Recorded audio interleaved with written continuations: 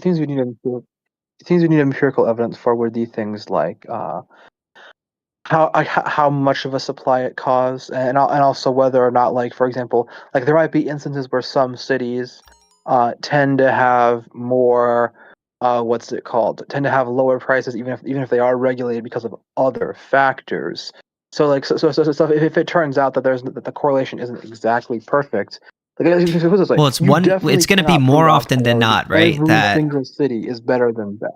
Well, that's the problem of empiricism, all else right? being equal, yeah, you can't 100% know, because that's the problem with rationalism. Because like all you've proven is that all else being equal, that's going to be the case. The problem is we know that all else isn't equal. So to what extent the correlation exists, that's going to be. Wait, does correlation equal causation? No. What I'm saying is, so what I mean is, like, for example, like, if you show, okay, a priori, minimum wage is going to decrease the amount of people who get employed, but how much is it going to do that? You're going to need to look at the empirical cost and whether it outweighs the amount of, like, the increase in I guess wages for people. Again, it's going to be somewhat of an empirical question. It doesn't even just like inherently. You don't need empiricism for that. If you're going to if you made, for example, a claim like this, right? Let's say you claimed that every single town let's say towns were the ones doing minimum wage, and every single town that has a minimum wage of $15 rather than $10. We're the ones that have $10. This does not look like has more employment. You can't prove that a priori, is what I'm saying. No, but what you can prove, it's more. What you can prove a priori is that, but I've never made the claim that this specific number is going to cause this specific number of this. What I claimed is that a minimum wage more often, is going to. You're gonna ignore me, little guy. Is going to lead to a higher unemployment rate because of the fact that we live in a world of scarcity. Yeah, I was using it as an yeah, but I don't make claims like, oh, if you are going, I don't disagree with you. If you make a claim like, oh, if you make this percentage higher, it's going to go this percentage higher to this percentage, then yeah, you would need empiricism. So about the claims you've made in the past, though, what do you think about dead people? Dead peoples don't have rights. Dead children too, right? In your view? No. That anarchy necklace is corny. So, yeah, well, you okay with that? Face. Me? Yeah, if they can do anything with them. Yeah, whatever. Assuming that you're the owner of the dead body. Wait, so in your view, if your son dies, you can use them for anything you want to, right? KingSithis would be like many viewers. It's probably very rarely ever going to happen because most people don't want to do that with their children. But you talking about a job for a dead body, again, I'll just maintain that a dead body does not have rights. So therefore, whatever happens. What do you think of necrophilia? What do you think of necrophilia? Well, personally, I think it's disgusting. But fundamentally, dead bodies don't have rights. You should be able to do it, right? Like, in the sense that dead bodies don't have rights, so whatever you do with it, I don't care. Oh, yeah, wait, so you, in your society, you could pretty much start a business of doing that to minors?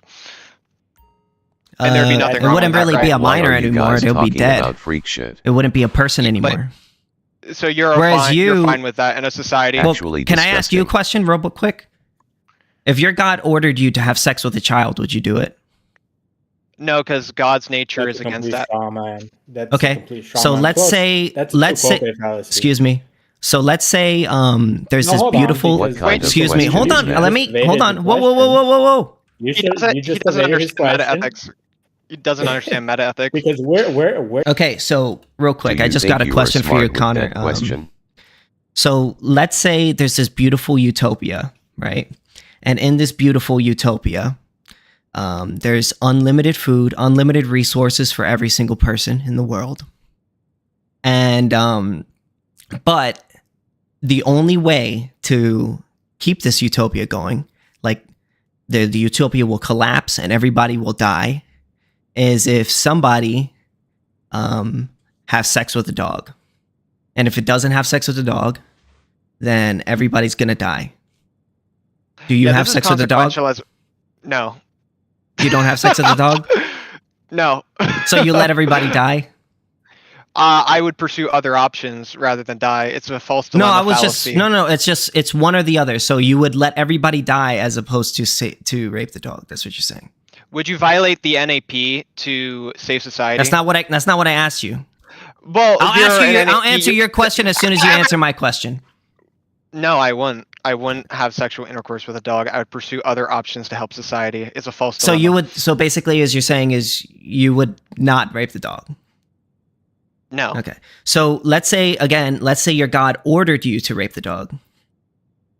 It would go against its nature because God condemns bestiality in the Old Didn't Testament. ask. That's not my question. God can't command something that goes against his nature. Not my question. Dipshit. Not my question. No, your question is a loaded question. It goes against the prior I'm asking. revelation. So is your God capable of doing everything? He is capable of doing all things according to his nature. Okay. So God is able. Wait. So he can't do everything? All things logically possible. Okay. So therefore, he could logically, morally possible. So he could So God could logically order you to do something sexual with a child. Correct? You are nothing. No, because God is the source of all goodness. So then he can't do. So then you're arguing that your God can't do everything. Nature. Again, he can do. This is basic. What's it called? Classical theism. God can do what does not do everything that does not go against his nature. Can your God do everything? Yes. Can he do something that goes against his nature? Yes or no? No. So therefore, he cannot do everything. He is omnipotent in the fact that he is the most powerful being in the universe. Yes. Can he do everything? As I said, he cannot do everything. Okay, so then he's not all powerful. No, omnipotence in classical theism is defined as the most powerful thing in the universe. If we had a fight or octagon, God would beat all the other things. Okay, you don't understand classical theism. Essentially, basically, no, I'm not misstanding. You're saying you're basically holding two contradictory positions. You're saying my God is all power. Hold on. You're saying my God is all powerful on one hand, but then he can't do this. If he is all powerful, therefore he would be able to do this. But if he can't do this, then he's not all powerful. So which one is it? Is he all? Wait. I'll let you go. Don't worry. I won't. Dumb. You could call me dumb all you want, but just let me at least finish, okay? So you're saying on one hand, you're saying he's all powerful, which means that he could do everything, but he can't do this. But if he can't do this, that means he can't do everything. That's impossible. It's contradictory. God is only limited by himself, and you can see this throughout the Old Testament and in classical theism, along with Aquinas, that the limiting factor on God is his own nature. God cannot command evil, and God cannot command things that go against his being fundamentally.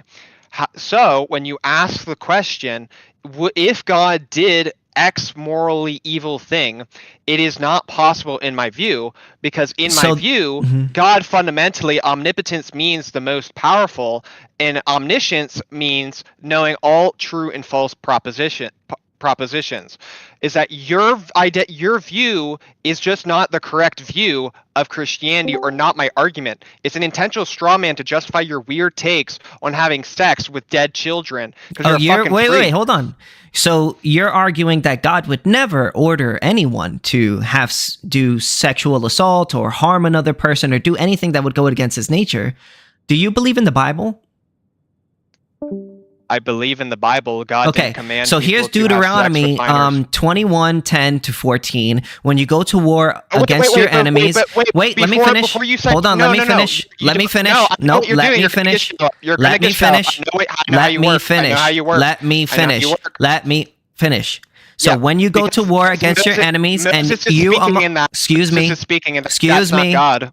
That's not God. I know how you work, dude. You could reply as soon as I finished. You got so upset with me when I didn't answer your questions, but I answered your questions honestly and without any issue. Now that I'm asking you a question, now I'm asking you. Wait, excuse me. Now I'm asking you, I'm reading you a verse from your own Bible, and you're having a spaz out because you understand that it's making you look bad. Tell me the difference between the Mosaic, civil, wait, excuse moral me. law. Excuse you don't me. understand it. All right, you're clueless. Okay, no problem. When you go to war against your enemies and you see among the captives a beautiful woman and you desire her, you shall take her to your house.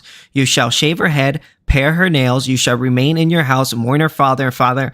After that, you may go into her and be her husband, and you shall be her wife, but no longer delight in her. You shall let her go. So basically, this isn't God speaking. Okay, so that was in your Bible. So you don't believe in the Bible, dude? No, the Bible contains descriptive stuff that God openly condemns. God condemns the old law. Literally in the New Testament. Okay, so here's Numbers. Now therefore kill among every male, among the little ones, kill every woman. Oh my gosh, you're talking about has known what's it called? A man by lying with him. Excuse me. And what about the Canaanites too? Canaanites, sorry, that's their name. Yeah, so the Canaanites, God did order them to kill the Canaanites. Yeah, and they rape appear the women. later in the passage. It's called Near Eastern War rhetoric. So that Do you know what that is? No. Wait, are you admitting that God did order them to kill and rape the women of the Canaanites? Correct or incorrect? God did not God did not command that. So what? God did not command that? So the Bible is wrong. No, holy shit, you're dumb. Okay. Basically, is that what happens like when people you can even see this in real life when people play video games. For example, people use hyperbolic language to describe it. The Bible was written for us, not to us. People documented their eyewitness testimony and historicity of their revelation with God. God deliberately was trying to remove people from sin in the Old Testament. Like, for example, there's the golden calf mentioned in Moses. In the Bible, your God has ordered people to rape and murder people. No, and he now didn't. You're denying Holy it. Shit. You're denying it. No, he didn't. That's literally Moses talking, you dumbass, dude. Okay. Stop doing this shit. If a man... So wait, but these comes from your Bible. Do you not believe in the Bible? Do you not support the teachings of the Bible? The Bible describes things that are evil. The Bible describes Moloch and Baal, but it doesn't say to follow Baal and Moloch. Moses was evil. Moses, Abraham, they were all Everyone's evil besides God. Okay, so he wasn't a prophet. He wasn't a man of God. He was evil, and he's in hell right now because of what he did. Moses literally murdered people, and so they're in hell right now. Abraham, Moses, all of these people. Their savior, and they're probably in heaven. Wait, Abraham was before Jesus Christ. Yes, and do you know the angel of the Lord mentioned in Exodus? Therefore, your God was basically allowed a murdering, rapist, genocider into heaven, and he was okay with him letting him in because he repented and changed his heart rather than going around on the internet. So if with raping children, Connor, if I go and rape and murder a bunch of children, enslave a bunch of children, but right before I die, I go, God, forgive me, Jesus, I accept you as my savior. That's my savior. No, that's not how it works. God, Jesus is going to let me into heaven. Jesus is going to let me into heaven. Can I explain it to you? Okay, let's actually be serious about this. Okay, because if you're asking a serious salvation question, chances are you're dealing with some level of guilt in your view. I'm saying is that even if you do heinous evil, like David Wood has committed SA and stuff like that in his past. That's evil. In order to be saved, your heart must be sanctified. You just saying that, this is what's it called? Abusing God's grace. The day of judgment is going to determine whether you are saved in the end or not. In Deuteronomy, God commands the genocidal warfare against the Canaanites, but in the city yes, he does. Look, this is from your Bible. I'll read it to you since you don't know your own Bible. But in the city of these people that the Lord your God is giving you, you shall save alive nothing that breathe, and you shall devote them to complete destruction. The Hadites, the Amorites, the Canaanites. Children, you weirdo. No, I'm not, but apparently your God is. I'm not, but any person that's alive and that has rights, no person should ever have the right to... Children don't have rights, and you're okay with that in your society. You're okay with Okay, and you're okay with raping living children, and your God is okay with raping living children. No, I'm not. Yes, Stop it is. doing Your that. God is okay with raping No, living he children. Yes, No, he is. didn't. Holy Okay, so shit. let me read the Bible verse again to you. I'll read the, don't worry, I'll read the Bible verse to you again. Okay. If a man commits adultery with his wife or his neighbor, both the adulterer and the adulteress shall be brutally put to death. So if a person has sex with another person or cheats on their wife, your God orders that person to murder that person. So if you cheat on your wife, that person deserves to be murdered. God said to murder that person. Can you please wait a little bit? Yeah, what's up? Okay, so the argument Connor was trying to make you was that based on the way similar language was used in the ancient Near East, that things like basically kill them all are basically hyperbolic. They're kind of overstatements. Where are the Canaanites? I've heard people use like. The Canaanites are around today, right? I'll get to that later. They actually show up later in there are criticisms of the argument. I have scholarly criticisms of Connor's argument. That's some bullshit. I want you to understand Connor's argument before you criticize it, okay? That's nonsense. Why no, it's bullshit. The fact that you admitted on our debate that you're okay if someone takes and your God is so okay with raping living children, a live child, living children. That's not okay. Living children. So then you're against your God. So you think your God is immoral? No, I'm not. Yes, Just you do. Because you're retarded, you are against your God. Scripture doesn't mean that God commanded it, dude. Oh, wait. Okay, so I'll read to you the Bible again. Thus says the Lord of hosts, I have noted that Amalek did to what Amalek did to Israel. Now go and strike Amalek and devote the destruction of all they have. Do not spare them. Both kill both man, women, child, and infant. Child and infant, ox and sheep, camel and donkey. You're so dumb. You're a clown. They show up later in the passage. It can't be all of them when God literally tells them later. So because some survived, that makes it okay. Some survived. That makes it okay. It's a contradiction, and that's why it's hyperbole. That's okay. So that makes it okay to rape those, to kill those children. Oh, it makes it okay to kill. They didn't kill all the children. They didn't kill all the children. Any of the children because they literally said to take them. So they disobeyed God. So they disobeyed God? No, they didn't, because that's not the commandment God gave them. It is what God commanded. It literally says, it's fucking go not. now, Holy go shit, dude. And hold on, is Samuel 1 not an order from God? No, it's a description of what God supposedly said in Near Eastern war rhetoric. All right, brother. All right. So your God is okay with raping living children, killing living children, murdering living children. Dumb. Holy shit. Oh my gosh. You know, sending them off. There's entire videos on how you're wrong by actual theologians. You literally said it yourself, sir. You literally said it yourself that is what they believed God told them. And if you believe, are you going to say they lied? Are you going to say they're wrong? Let me explain this once again. Is that what people think that God says is like the actual commandment? When you say so, they were wrong. Oh my gosh, when people play games and stuff, they say, oh, we fucking destroyed them, we murdered them. But that doesn't mean that they actually did that. Oh, they were gamers! They were gamers! It's called culture. Do you know what culture is? No, you don't, because you're okay with fucking... I know. Yeah, you're okay with weird shit, and you're trying to paint me like that. You're not okay, I'm sorry, Mr. Christian, Mr. Christian nationalist. I'm sorry, Mr. Christian nationalist. I'm better than you because I don't believe that it's okay to do that shit to children. I know, I get it. I don't think it's okay to do things to living children, whereas your God does. No, you think it's okay to do it to dead children because you're a weirdo. Dead people don't have rights, whereas living people have rights, and your God ordered people to kill living children. Your God ordered people to kill living children, and you agreed with it.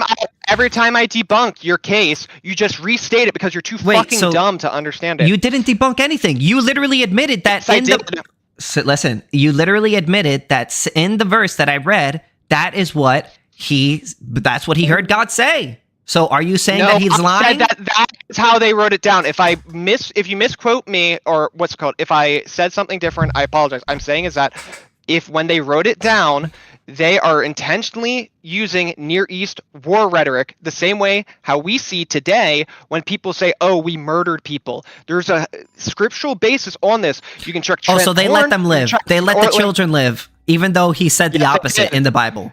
But why would they say the complete opposite in the Bible? It's not God saying it. It's it's literally right in front of my face. I have the Bible verse right here. Look at the Bible verse yourself. You don't understand historical epistemology. So hold on. There's multiple Bible verses here. I'm not just having one Bible verse. Epistemology, study of knowledge, is so easy to understand. There's Exodus, Leviticus, there's Numbers, there's tons of different Bible verses of God ordering people to do pretty messed up things, stoning people, murdering children, murdering living people, murdering innocent people, killing oxes. What? They were literally killing oxes. I eat cheeseburgers. They were killing oxes. Animals. What? Yeah. I eat a cheeseburger and I hunt food. Yeah, God. So were they hyperbolic when they say to kill the ox too? So they let the ox live? It depends on the passage. I'm sorry that I don't really, I don't believe it, because it says right here in front of my eyes that the God is literally telling them to kill the children. What else could we read from that? Do you understand that Hebrew is a highly contextual language? Do you understand that? Or do you not understand that? I'm reading it in English, brother. I'm reading this in English. Do you think the Bible was written in English? No, but it was translated to English. Okay, so whenever you give a translation of the Bible, you have to use the historical context to understand the highly contextual language of Hebrew, right? But I think that's just a cope and a bunch of nonsense to make up for the fact that your God literally admitted to murdering literal living children. If your God ordered your city and murder of children, what about the Crusades? What about the Crusades? Wasn't God basically telling those people to take back Jerusalem? How many Crusades were there? I don't know. I don't know much about it. Exactly. You don't know shit about it because you never looked into it. I'll be honest, I haven't. Yeah, exactly. So how are we going to trust your view on the Bible or your interpretation whenever you don't know shit about Scripture? Wait. I'm not shit about it. I'm not making claims about the Bible that I'm not citing. Hold on. You just wait. Let me finish. I'm not making claims. I'm not making claims about the Bible that I can't cite. I could literally cite to you where I'm getting this information from. So if you disagree with where I'm citing this from, whatever, but this is your Bible, okay? You can't get mad at me when I point out to what your Bible says. You don't understand his argument. Oh yeah, okay, that's fine. Well, that's not the case. This guy's you're not understanding what he's saying. Okay. Unironically, this guy's communicated like KingSithis or whatever your name is. You've communicated what exactly you want. This guy's just not understanding it. Obviously, understanding his argument. It's a common argument. I don't know why you're screaming, but simply the I don't know why you're so retarded. Hold on, Connor. We've been going back and forth, and we haven't let anybody else talk. So let's let him go for a bit, all right? Right. The idea is quite obviously, and I've been trying to explain this to this dipshit in chat as well. Obviously, if there's a given consensus about whether the meaning or the interpretation is meant to be taken hyperbolic or not, presumably it's still an imperative, right? That's just definitionally what an imperative is. If the sorry. Hold on, let him go. That the imperative. Yeah. I'll unmute. Sorry, 1 second. I'll unmute you if you promise not to keep interrupting. I will. I want this to be listenable. All right. I am unmuting you. Now continue jointly. If presumably the imperative is just meant to be taken hyperbolic or regardless, that isn't discounted from being an imperative. And even if there are other people showing up afterwards, that doesn't obviously mean that it's hyperbolic, because they could have just simply failed to accommodate the command. And that's an interpretable hypothesis, and which is equally as valid, or if not more valid, than simply saying it was a hyperbole. Right. I haven't heard a good explanation of why, if they were to show up, that's the obvious interpretation. Yeah, and what I'm saying is that later in the passage, we would have to go verse by verse, is that deliberately we see is that when you say, oh, kill them all or whatever, but then you also say, oh, yeah, take them as so-and-so, and have, I think later in the passage, it literally says to take them as your wives and stuff like that. As I said, is that it's in direct contradiction to it. And as I mentioned before, everything in history is going to be based on probability. You're not going to have definitive evidence regardless, and you can appeal to the traditions and also the historical understanding of it. It's not that complicated. Connor, how does that respond to can I jump? Can I jump in here real quick if you don't mind? Because you said that if you really need to go ahead. As I said, the actual command is not mentioned earlier. It's not mentioned. The actual command isn't mentioned. That's not what my response was. My response was, if we were to be taken and say that rather than it being an imperative, it's hyperbolic, given the fact that they show up later on, given the fact that it would be a contradiction, that same data is consistent with the hypothesis that they either failed to do the command or whoever was giving the command simply seems to be irrational. I said that the people later in the passage did not just do. They told them to make some of them their wives. Yeah, I heard you. I just responded to that. Yeah, and I'm saying is that when you say, probability is important in considering the context. Yeah, I heard all of your points. I've already responded to this. No, you didn't, and it's not rebutting my point. Okay, so I'll respond again. Like, when considering probabilities and whatnot, to be fair, like, a lot of historians actually take frequentist accounts insofar as they're going to be utilizing probabilistic evidence, right? Saying that, okay, given the hypothesis that this evidence is going to be expected. I don't know if you heard what I said previously, but I told you that there are many different hypotheses in which accommodate the exact same data and have the same probabilistic virtues as your hypothesis, right? Did I need to make that much more clear for you? All right. No, you're not understanding my argument because you just want to sound smart or something. So here, let me repeat it for you because you don't understand. Okay. Yeah, no. Let's not repeat ourselves. Let's not repeat ourselves. Real quick. Well, let me jump in. I'll let you claim, but let me go after you, okay, Connor? The passages later, as I said, is that you would have to go in depth later. It's not just a basic contradiction. How does that respond to what I'm saying? Hold on, let him finish. Let him finish. You're too fucking you just ignorant. Said you're repeating yourself. No, I said I'm refuting you. Holy shit! Wait, let Connor. Hold on, guys. Let's not interrupt each other. All right. But like, as I said, I'm fine with not interrupting. I just want him to my gosh. Hold on, let's just let him go, please. Just let him go. Oh my gosh. Even if he's being wrong. Even if he's wrong. I'll let you go. Go ahead. But as I mentioned earlier, is that there's not only the contradiction in what they do, but what they say where they were commanded. That's a different contradiction. Yeah, I'm saying that, like, obviously that contradiction could be accommodated by simply saying that the person giving the imperative was irrational, or simply saying that someone failed to listen and they simply changed their mind afterwards. You would have this is gonna intake the same probabilistic variables. You would have to have other data for the. Sorry. Hold on, let jointly finish, please. Let jointly finish. Why are you yelling, bro? Connor, stop. Connor, stop. I don't know if someone needs to mute Connor. Maybe he's not used to normal convo, but the idea basically is, obviously, these aren't big words, dumbass. I like walk you through this. When you're talking about probabilistic, you don't need to speak down to me. I already understand. All right, guys. Just let me know. No calling each other words. Just say what your point is. Can you? We don't even have to like keep doing it. Can you just server mute him until he's done? Unless he wants to stop speaking. If you server mute me, I'm gonna just leave. Yeah, you can. This guy defends child rape. You're defending a child rapist. Does that make you feel? Oh, sorry. Who believes that? Believes that? Not you're not actually one. Sorry, my bad. I could speak. Okay, guys. Yeah. 1 second, guys. I just gotta ask though. Are you okay with necrophilia still? Okay. So wait, would it be legal in your society? Can you let me finish? Are you going to let me answer? Wait, would it be legal in your society? Yes or no? Okay, so you're not letting me answer. Yes or no? So my only thing is, I already answered the question like 20 times. So I could just go. Yes. You believe yes. Let me answer the question. Let me answer the question.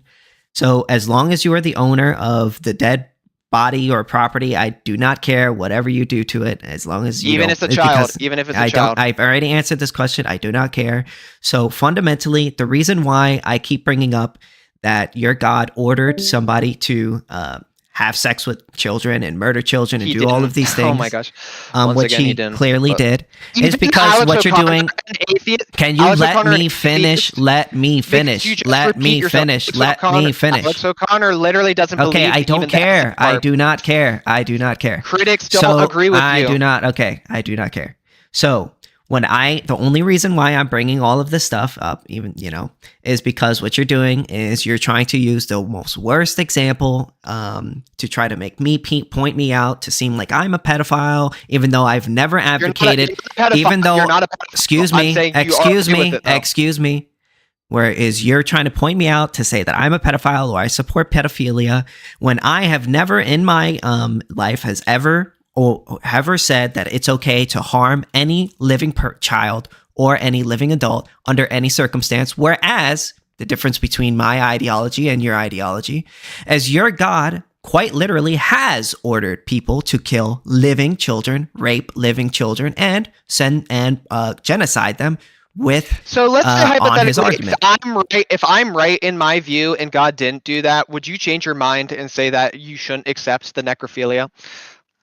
It wouldn't change my view because, again, Okay, humans so what's the point? dead. No, well, because the difference between me and you is I would never argue for the legalization of harming any living child, any living adult, any living. Excuse me.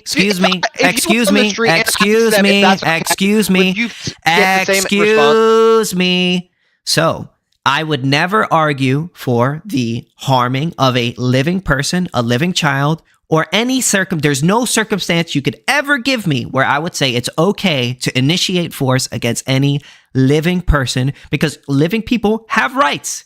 Whereas you, if your God, excuse me,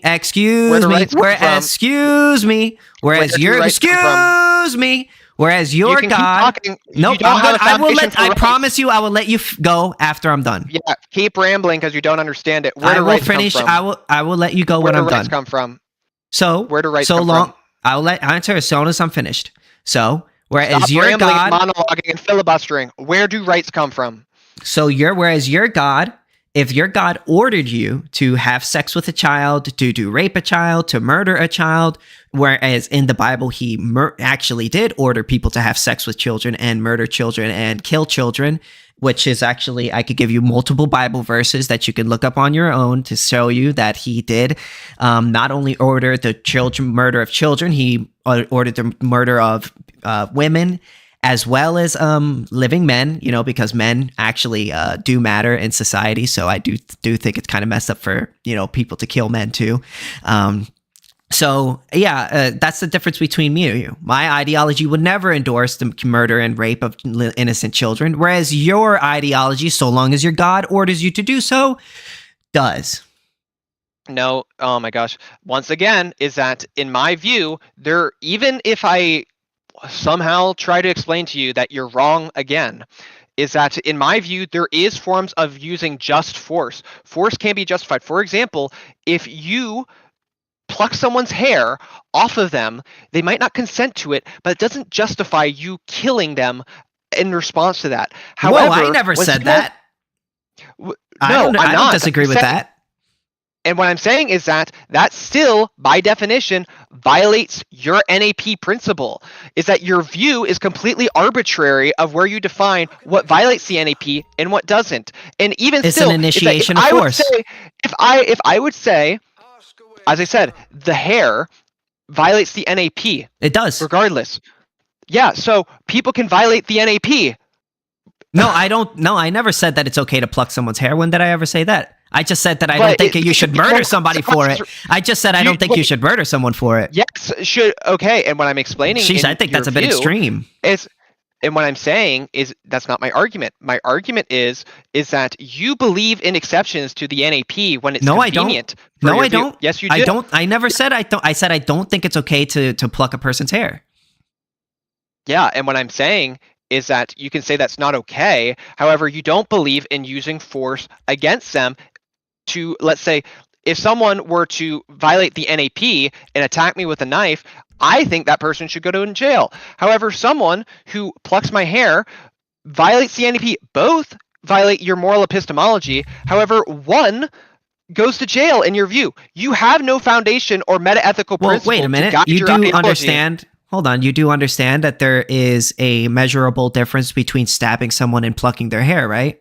So sure, yes, so you can degree, but in principle, it's different. It's obviously thing. Yes, but that's like saying, oh, every sin is a sin, so therefore raping somebody and stabbing somebody is the same thing. Well, it's just like, yeah, obviously they both might be sins, but the degree of harm is completely different between those two cases. Oh, okay. So now we're getting somewhere where the NAP doesn't. So wait, are we going to actually? So are we going to actually have a conversation as no more using these crazy hypotheticals to try to make each other look as bad as possible? I promise I won't do that anymore, so long as you won't do it anymore as well. Let's just have can we just have a normal chat? No, because your view is heinous. Your view is heinous. So I will do exactly, okay, so as long as, the thing is, difference, again, here's a huge difference between me and your ideology. My ideology will never support. You don't have an ideology. You just admitted you don't have an ideology. Your NAP principle that you... Yes, because your NAP principle, you apply it selectively. You just admitted it. Okay, name me a time where I said it's okay to initiate force against someone. Whenever someone violates the NAP. That's not initiating force. You know what initiating means? Well, you can still initiate. Do you choose to initiate force? Do you know what initiate means? It means to cause something. If I'm retaliating against you for something that you initiate force, it's not an initiation. You're the one that initiated. Yeah, and what I'm saying is that in your view, that whenever someone takes my hair, okay, you say, oh, it violates the NAP. That's not okay, but that doesn't justify putting them in jail. However, someone who does violate the NAP, I never. Well, just because I say someone who plucks another person's hair doesn't need to go to jail doesn't mean that they shouldn't have to pay restitution for the crime they committed. Okay, so you believe like people should be fined for like if someone plucks your hair? Well, yeah, that's assault. So like if your brother or sister like is messing around with you and like plucks your hair, they deserve to be fined $100. I don't know if it would be $100. It would probably be like maybe a penny because your hair is not worth much. So like it would cost more to do something than it would to, they would just drop the case, right?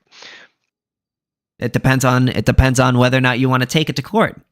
But again, that doesn't change whether or not I think it's still an aggression to do that. Like obviously, even if like let's say I pluck your hair and then you go haha whatever and walk away, that doesn't change what I did is wrong, right? Like the same way, like if I'm saying is same thing with a sin, right? Punishment.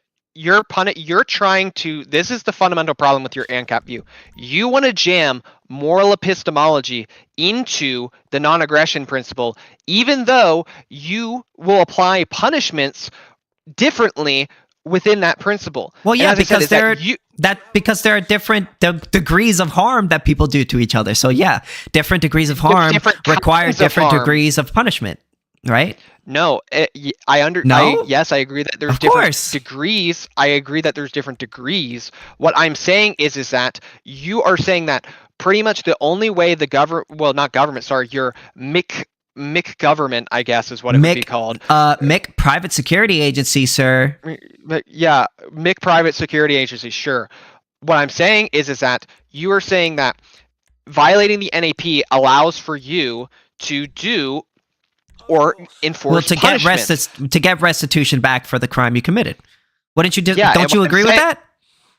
What I'm saying is that things like plucking a hair, you might think it might be justified. Let's say if the world was going to end and you had to pluck someone's hair, is that you... No, I would not. Your view, you wouldn't pluck someone's hair to save the world. No, that's an aggression.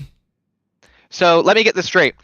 Plucking someone's hair to save the literal world, but you're okay with someone who uses a child as a dead sex doll. Yeah, and you agreed with me on this. Fundamentally, I don't care what people do with dead bodies. Whereas your God said it's okay to have sex with living children and murder living children, and you support that God nonetheless. No, I keep saying God didn't, but if you don't want to of course you said it, so of course I should just take your word for it, right? I should say fuck the Bible who says otherwise. Fuck the Bible. I should just take your word for it, right? Do you wait? So like if I fuck the Bible. We should take your word for it, right? Fuck the Bible. Okay, gotcha. You should take my word because I've researched into this and I'm more reliable than you. I'm sure, yeah, but the Bible literally says otherwise, so I'm gonna believe the Bible. Do you think people can mistranslate or misunderstand the Bible? William, you don't understand my debate tactic that I'm doing right now. Evidence against Connor's view, but you're refusing to listen to his argument, and you're just shutting down and not listening to him, and that makes it impossible to do that. It's extremely frustrating. William, you don't understand my debate tactic right now, so it would actually help your case. Okay, so I'm just going to conclude this: is that your view is absolutely ridiculous. The only reason why I'm bringing this up is because he keeps bringing up the child, the sex death. It is dangerous to society. Yours is too. I know why you're doing it. Yeah. Okay. So then, why is it wrong for me to do that when he's doing the exact same thing to me? Why is it okay for him to do it? William, view explain. is No, William, sir, dangerous. go ahead. All right, thank you. Go ahead, Connor. In your view, I was asking you, why is it What do you okay want for me to him to misinterpret what I believe and try to make me look as bad as possible, but when I do it to him, all of a sudden I'm an asshole? Oh, okay. Why is that okay? Okay, it's misinterpretation. I got it. Thank you. What is he misinterpreting? What is he misinterpreting? Well, it's not misinterpreting. It's fundamentally what he's doing is he's taking my ideology and he's trying to make me seem like I'm something that I'm not. Based on I'm saying your ideology is immoral. It's evil. And yours is like, too. You need to, and yours is too. No, it's not. Yes, no, it it's is. not. If you you're don't even have a foundation for evil besides your arbitrary social construct. The non-aggression principle. I believe in the non-aggression principle. Where do rights come from? Rights are concepts. They're concepts. Okay, so they're social constructs we agree on, right? Not everyone agrees on social constructs. Wait, so what makes you intrinsically have the right to the non-aggression principle? Intrinsically? Yeah, what makes it right or wrong, the non-aggression principle? There's nothing that intrinsically makes it right or wrong. It's a concept that us humans made up, and whether you believe in it is up to you. Okay, so our concepts equal each other out, according to your view, right? I mean, you could believe it's okay to rape living children, whereas I think it's wrong to rape living children. Yes. Yeah. So in your view, in your meta-ethical view, those are just your personal preferences, right? Yeah, and yours is too. I come from a moral realist framework, but I'm saying from your framework is that if your entire ideology, but your moralist real framework is wrong. There is no God.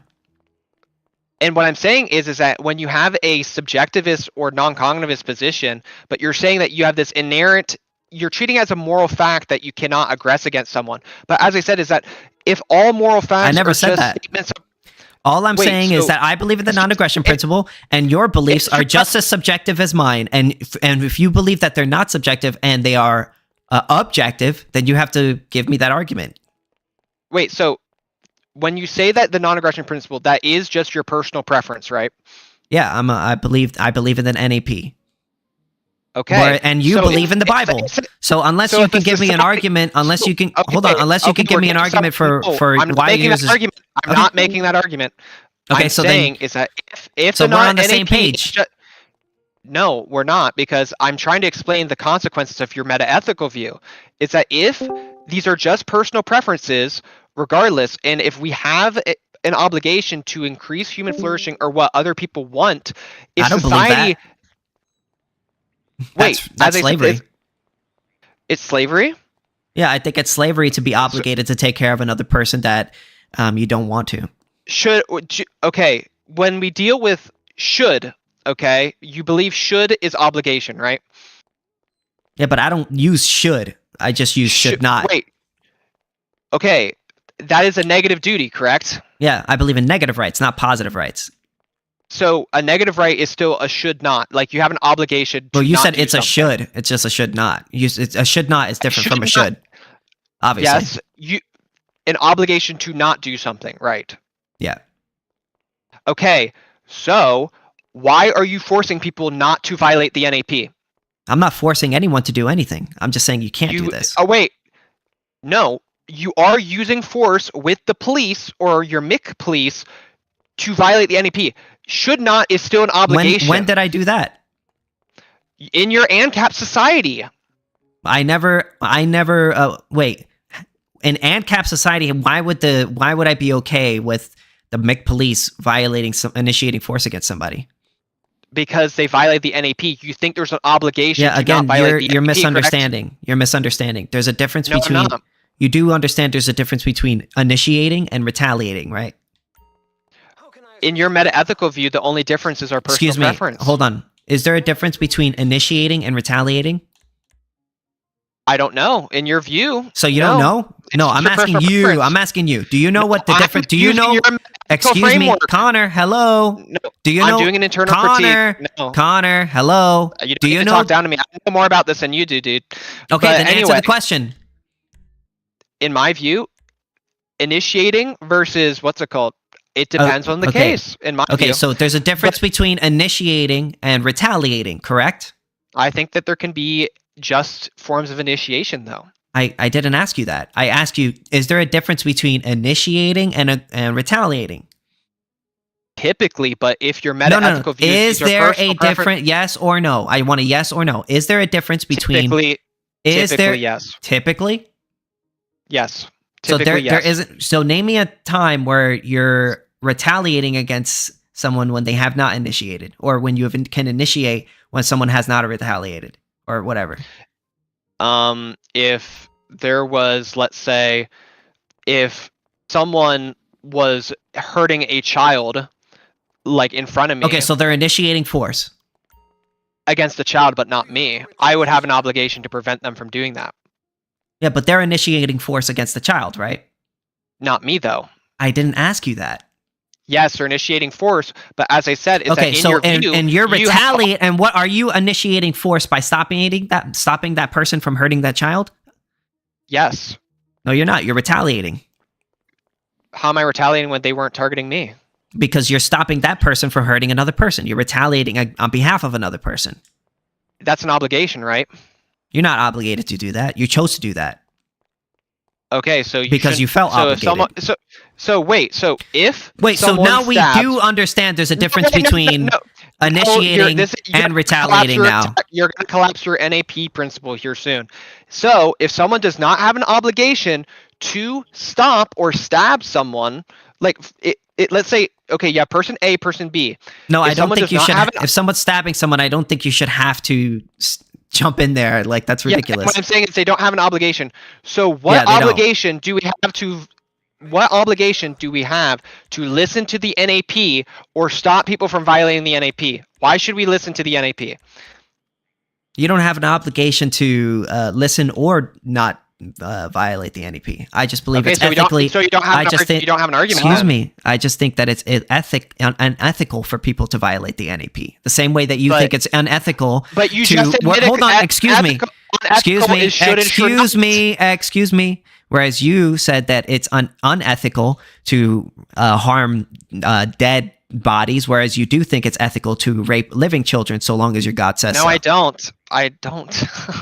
Yet again, I don't. Oh, so then you don't believe in the God. You don't believe in the Bible. You're changing the goalpost. Once again, is that if you're meta-ethical Connor doesn't believe in the Bible, guys. No, I do believe in the Bible. You don't understand historicity of the Bible. But either way, you also don't understand inerrancy. Either way, it's that if your view... I'll read your Bible verse back. I'll read the Bible verse again if you want. I need to explain my argument again? Or are you just too dumb to understand it? Hey, it's your Bible. I mean, it's literally right here. I guess the Bible's wrong. You're saying the Bible's wrong. No, I know. No, you're just saying it's wrong. Do you realize the Bible was canonized, right? Yeah, and so you're saying it's wrong. No, I'm staying within its context. It's correct. How can I assist you, sir? Okay, so therefore, when they say to murder children, you're saying that didn't happen. I'm saying that's not the right context. So that didn't happen at all. They didn't murder any kids. I don't think they murdered kids, no. Okay, so then why'd they say they did? Because... I mean, I wouldn't admit to murdering a kid if I never murdered a kid. Why would they do that? When you played GTA, you shot people, right? That's a video game. Yeah, and whenever you talk about Near East war rhetoric, that's not real life, right? It is real life. They're literally killing each other. They did kill a lot of Canaanites. Wait, they're killing each other on the pages of the book? They kill each other in real life. Yeah, is the video game real life? Is the book real life? The book is talking about referencing something that happened in real life, whereas a video game does not. It's referencing unless it's a historical video game. Yeah, but as I said, so it's not necessarily what happened, right? Okay, so then the Bible's wrong. No, in its context. So in this context, the Bible is wrong. They were lying. So they were lying when they said that. In this context, it shows that they are talking about things differently. It's not a lie whenever I gave you its they said, rhetoric. No, they said, go kill children, but they didn't kill children. Whenever you play GTA, did you ever say to your friends, oh, I murdered that person? In the video game? Yeah. But I didn't say, I don't go around saying I kill children. Even in a video game, I wouldn't go around killing children, probably. Whenever you watch a sports game, have you ever in your life said, "Oh, that team murdered the other team"? Yes. Oh, so they were so they were playing football with each other. They didn't actually kill each other. They did. I do believe. You realize how ridiculous how ridiculous this sounds, bro? How ridiculous is it to say that you're okay with fucking dead kids? It's okay. You're okay with fucking living children. You're fucking okay with fucking literally children. Your God literally. Okay, I'll read it. In the city. In the cities of these people, the Lord your God is giving you. You shall alive nothing that breathes, but you shall devote to complete destruction. The Hittites, the Amorites. So they literally told those guys to kill all those people. I already debunked this. You didn't debunk it. It happened. They did go to war. So let's go. So they didn't go to war. Wait, the Jews and the Canaanites didn't go to war? They did go to war. Okay, so they did kill each other. So it did happen. Yeah. So you don't think there was no raping? There was no rapes at all? No guys raped at all? There were evil people who probably did, but not what God commanded. He did! It says it in the fucking verse, dude! No, you're fucking retarded, dude. Wait, so like let's say this, is that let's say you go to watch FIFA and you say that team murdered someone. Yeah, I don't think that's the same. You find out someone in the locker room killed someone. Is that you saying that you commanded them? Or that so the Bible was wrong to do that? So the Bible was not telling the truth. It's understanding the other inductive evidence to come to a conclusion. Got you. The Bible wasn't telling the truth. It was just spinning stories. That you can't comprehend other things outside your view. I got a better example. Connor, I got a better example. Okay. Let's say like you have like a fight, a war, right? A war-related fight between one army and another army, right? Army A, Army B.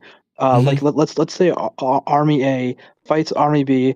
They kill like 15 people, and they say, we slaughtered them, or we massacred them. But they actually, but would that be an example that could happen realistically, where you use war rhetoric?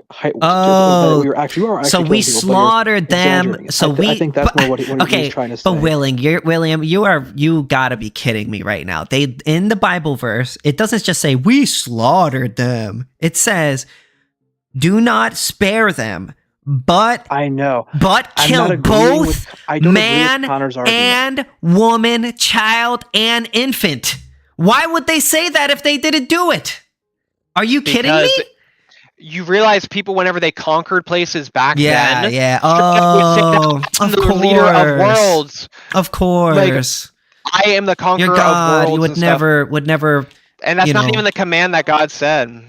Regardless, is that you don't know the Bible's wrong. No problem. No, is that your argument that you just can't understand it? If you're God, so let's go over the arguments here. Let's go over the arguments that Connors has said. Do you think you're so basically? Connor said in the beginning, he's like, oh my God, you think it's okay to have sex with like a dead body? And I'm like, yeah, I really don't care what you do with a dead body, because a dead body doesn't have rights. But then I asked Connor, wait a minute, you believe in God, right? Yeah, I believe in God. Okay, you would do whatever he commands, right? Yeah. Okay, let's say he commands you to have sex with a child. No, I would never do that. Why? Oh, but because God would never command me to do that. Well, is God all powerful? Yes, God is all powerful. Is he able to do all things? Yeah, he's able to do all things. Can God tell you to rape a child? No, he can't tell me to do that. It's completely contradictory. No, it's not. Do you understand what is the difference between voluntarism and essentialism in moral philosophy when it comes to divine command theory? You tell me. Tell me. You tell me. You tell me. I don't know. Okay, you don't know. Voluntarism is that something is morally good because someone wills it. When you say essentialism, is that you're talking about God's being fundamentally. God cannot contradict what he is fundamentally. When you say that, would you do what God says? I'm going to answer yes, because God is the source of moral goodness. Including raping a child? That's not morally good. Okay, so then you won't do it. You would disobey your God. Gotcha. Because that's not God. You're in the middle of you're in a conundrum here, where you're basically saying, I would follow everything that God says, but if he tells me to do something that I don't like, I'm not going to follow it. But actually, God is all powerful. Hold on. God is all powerful. Did you fail history class? Or God is all powerful, But at the same time, if he can't tell me to do this thing, if he tells me to do this thing, that's icky. That's a no-no. He's not allowed to do that. My God is not allowed to do that. But he's all powerful. He can do everything, but he can't do this thing. Himself, yes. He can't contradict himself. Yeah, so that's contradictory. How? If God is more Because you're goodness, saying God is able to do all things, correct? all things according to his nature and being. Okay, God can do all things. Okay, so therefore, he would be able to have the ability to tell you to rape a child. No, because God is more goodness in Okay, so therefore your God is not all powerful. All powerful means most powerful thing in the universe in classical that theism. means, yeah, so he can't do all things. He's not able to do all things. All things that are within or do not contradict. Yeah, so he can't do that being. thing. Anything that contradicts his nature, he's unable to do, which means that he can't do everything. No, it in all things in the sense of like logically and metaphysically possible. Yeah, well, like when I say all things, that you're able to do literally everything. Okay. Let me clarify this one more time because you don't understand it. I understand it perfectly. No. Do you think it's logically possible to be a married bachelor? No. Yes, because they're contradictory things, right? Mm-hmm. So God cannot create a married bachelor because they don't exist logically. So then he can't do everything. How would you make a married bachelor? God could if he could do everything. What is a bachelor and what does it mean to be married? If God could do everything, he would be able to do that.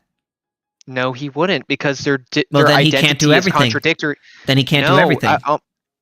He can't do everything that isn't logically or metaphysically possible. You don't understand which means that he can't do everything. So, a bachelor is someone who's waiting to be married. When people say you can do anything you want, do you think they literally mean that? Like if I say if I'm omnipotent, are we talking about a person or an omnipotent being? Are we talking about a person or an omnipotent being? Are we talking about a person or an omnipotent being? An omnipotent being. Obviously, we're talking about an omnipotent being. Obviously, no, we're talking about an omnipotent being, and he's saying that he can do all things. He's all powerful. He can do all things, and he's all powerful. If he's all powerful, if he can. Okay, last question to your Connor. Last question to your Connor, because you've been contradicting yourself like holy cow. No, so does God know everything? Does God know everything? All true, false. Does God know everything? Propositions. All true and false propositions. Does God know everything? All things that are true or false, yes. Okay. Does God know how it feels like to get fucked in the ass? No, because that's not true or false. Okay, so he doesn't know everything. Do you know what begging the question is, bro? Does God know everything? He knows all true false propositions, which is all things. Okay, so therefore, he should know how it feels to get fucked in the ass. Subjective experiences are non-cognitivist things, like oof or ouch. That's a non-cognitivist thing. That's not knowledge. It is knowledge. You could know how it feels to get fucked in the ass. Like that is an experience. You would have to have knowledge of that experience, right? No, because he would have to know knowledge. Okay, so then he's not all knowing. True or false? So he doesn't know everything. Propositions. Not everything in the sense of like experiences. No. Okay, so then he's not all power. So your God is not all powerful. He doesn't know everything, and he knows all things, not everything. I'm not sure how that's any different. I'm not sure how that's any different from what I just said. You're using the term everything when involving subjective experiences. I'm using the term omniscience to describe descriptive states of affairs. God knows all descriptive states of affairs. Like he would know that there is people who are doing that in the world, but he would not know their experience of going through so that. He doesn't know everything. Does God know what love feels like? God is love. So okay, so then he would have to know what pain feels like too, right? Love in the Christian view is willing the good of the other. No, I'm talking about the chemical formation of how you feel when you look at another person that you're in love with. You mean lust? Whatever. I mean, not necessarily. What if you're married to the person? That's not lust. You mean like eros love? What? Like there's different types love of in the normal sense of the word. In the sense that like you're married to another person and you are in love with that person. Yes. Like a married couple? Yes. Well, Jesus wasn't married, so. I didn't ask you if he was married. I asked you if he knows what it feels like to love. Yeah, he, as I said, his nature is fundamentally willing the good of others through his resurrection. So if he knows how that feeling feels like, why wouldn't he know the other feelings? Because the willing of another person, that's an action, a behavior. You're doing a feeling. Like Jesus knows. You're not like, making any sense, like, you know that, right? You don't know. It's just you fundamentally don't understand Christian theology. I guess not, man, because it's not making any sense to me. I seriously this is not recommend, making any sense to me. I've talked shit about you a lot, and so be it. I would hope we would be cool, but I want to be cool, but you always keep talking shit about me. I try to keep bringing up these these like terrible to try to make me seem like that person. I think you should genuinely. I think you should go to a church and genuinely confess. I've been to church. I've been to church many times. I don't want to defend the NANCAP, okay? But he's right. Christianity is dumb as fuck. I'm sorry. That does not make any sense. Am I crazy for saying what he just said? It does not make any sense. That does not make any sense. No, it does make sense. What I'm saying is that if we're going off of what you say, is that even still is that the guy joined late, but this guy did. You do agree that it doesn't violate someone's rights to have schmecks with a dead child, so it's okay if you own the body in your view. I'm saying is that it is obvious what you should do. Yes, I know you said that you have been to church. I'm saying is that you should genuinely. I grew up in church, bro. Yeah, and you fell out of it probably. What I'm saying is that watched too many atheist videos, and then I went down the rabbit hole. Yep. Yeah, and I think what you should do is you should sit down with your priest and talk things out. Which priest? With them. My mom goes to a gay church. Should I go to that one? Go to like a Catholic church. Go to the Catholic church. Why don't you read some ANCAP books? Why don't you read some Hoppa? How about you read some Hoppa? You like Hoppa? I'm sure you like Hoppa. It's pronounced Hop, but. Well, I've heard it. Everybody says Hoppa. I got a question for the ANCAP, just very quick, right? Children have rights. Yeah, of course. So a parent can't discipline them and tell them what to do. Well, I mean, in the sense that you can't beat them, but you can like take their toys away and restrict them. It violates the NAP in his view. Yeah, you can. Yeah, he said that's not. He said it's okay. It's not okay to take the hair off of someone to save humanity. So can a parent deny? Oh yeah, I think it's okay. I don't think it's okay to violate people's rights. Hold on. So if a parent doesn't want to feed their child because they don't want to force themselves, is that okay? If you neglect your child, then the rights to take care of that child goes away and goes to someone else. Yeah, but the parent can't be obliged to actually take care of the child. Yeah, again, then the rights to take care of that child will go to someone else. Yeah, and as I said, hold on. That's not what I said. That's not what I said. So let me explain again, right? So let's say I have a child, and I'm like, man, you know what? I'm tired of him. I want to play video games all day, so I don't want to feed him. I don't want to let him live in my house. Can I do that? Technically, yes, but you would not have the right to force. Oh my god, that is technically a disgusting political system. I'm sorry to say. Can I finish? Can I finish? So a child who's been born, but you're not letting me finish. You're not letting me finish. The right to actually. Do I need to mute, or are you going to let me finish? Yeah, he believes in child abandonment and having sex with dead kids' bodies. And you believe in having sex with living children's bodies, so long as your God told you to. Said no. Holy shit! So then you're not a Christian. Got you. You're not a Christian. Oh my gosh! I've literally then you're not a Christian. No 100 times. He literally said that. My God can do everything, but he can't tell me to rape a child. And if God does tell me to rape a child, then I'm not going to do it. Which means that he doesn't believe his God is all powerful, and he would disobey his God if he told him to do something that he disagrees with. You're redefining terms. You're not redefining anything, right? Does that make sense, Em? Does that make sense? Well, the way the Christians believe in a God, right, where his actions must follow does that make sense? His nature. Yes, thank you. It doesn't matter. But it doesn't matter. Is he all powerful? Hold on. Is God all powerful? Hold on. It's like the question of can God lift a stone or create a stone too heavy to lift? The answer is no, but because that's not. Well, then he's not all powerful. Right? So the way Christians define their God is that when he's all powerful, it's not meant that he can do anything you say, but anything that that has a logical meaning. So creating a stone too heavy to lift doesn't have a logical concept. You get me? It's not. No, I don't get you. Fundamentally, if you believe that your God is all powerful, then he would be able to lift a rock too heavy that he can't carry.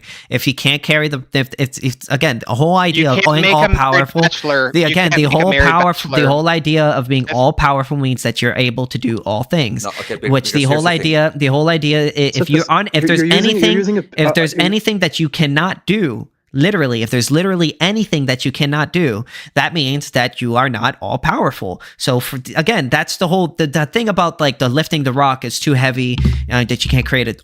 That is a paradox, and what that paradox proves is that it's impossible for anything to be all powerful, because for something to be all powerful is a paradox. So therefore, there is the impossibility for there to be an all powerful, omnipotent God is impossible. When it's meant God can do anything. So I'm an atheist, but I'm just defending the conception they believe in, right? So what they mean is when they say God can create anything or do anything, it's anything means something that has a logical conception. So it has to actually be logical within itself. Okay, so you guys are contradicting yourselves. No, it just means that God can do anything that has a logical meaning. So, but I don't see why God it would be illogical for him to do something because it's a contradiction. So you're basically saying, can God do something that isn't something? Okay, can God order somebody to rape somebody? You're saying that's impossible. No, what I'm saying is that's what I'm asking him. Hold on. No, God can't because God is okay. So you're disagreeing with M now. So you guys are in a disagreement. No, hold on. Well, I'm not a Christian. We're not. I'm just I know that, but he's saying that's what he's arguing. Well, because he defines God as a moral being that would so then he's wrong. He would not be able to command something which is against his nature, because that's a contradiction. So that would mean that he's not all powerful, even under the definition that you provided a second ago. You realize people have different conceptions of God, like for example, correct, Mormons right? believe in polytheism. So even under the definition that you provided a second ago, he's not all powerful. No, because so basically he can't go against his nature. But how would it go against God's nature to do something like tell somebody to murder somebody? Because he's defined as a good defined God by who? That loves humanity. Well, by man. Yeah. So God was created by man. Like what's it called? Like theology and Greek philosophy and stuff like that. Well, I'm just saying what the Christians believe. I'm not saying either way. But you're defending it, so obviously I'm going to scrutinize it. He's just being intellectually honest. No, he's defending you because you guys want to gang up on me, I guess, because you guys feel better. He's a Christian. He's a Christian. Anyways, fundamentally, going back to the the abandonment thing. You just don't understand my arguments. I've heard your argument 100 times, so I'm just going to keep talking. So fundamentally, when it comes to the abandonment laws and stuff like that, if you don't want to take care of your child anymore, you do have the right to give up the right of taking care of that child, because I don't believe that it's right to force somebody to take care of another child. I think that's immoral. But at the same time, the parent does not have any right to force any person not to take care of that child if they do want to take care of that child. So for instance, if somebody does want to take care of that child, and they would not have the right to forestall any other person from taking care of that child.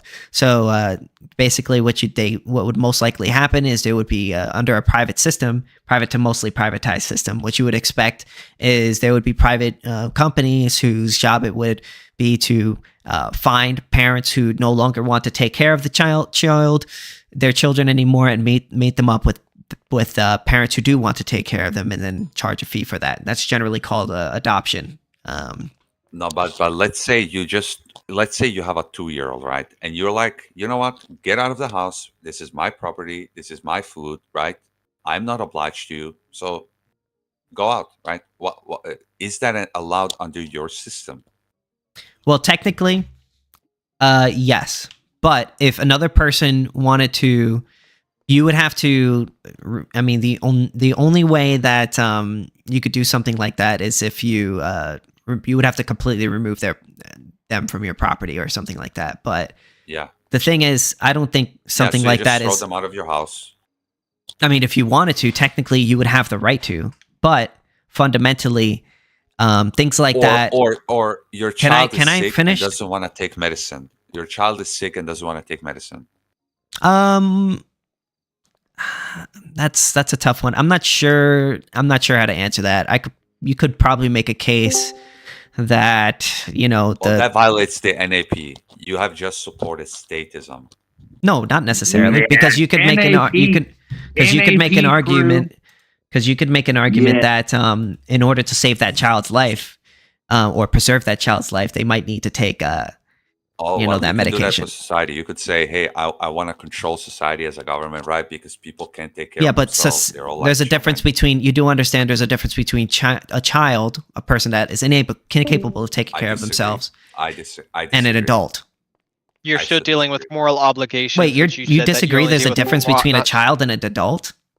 Yeah, I think that adults are always stupid and don't think well, and they lack critical thinking. And I think that actually, is that you? Are you speaking to yourself? Hold on. Have you seen not being able to understand my argument? Yeah.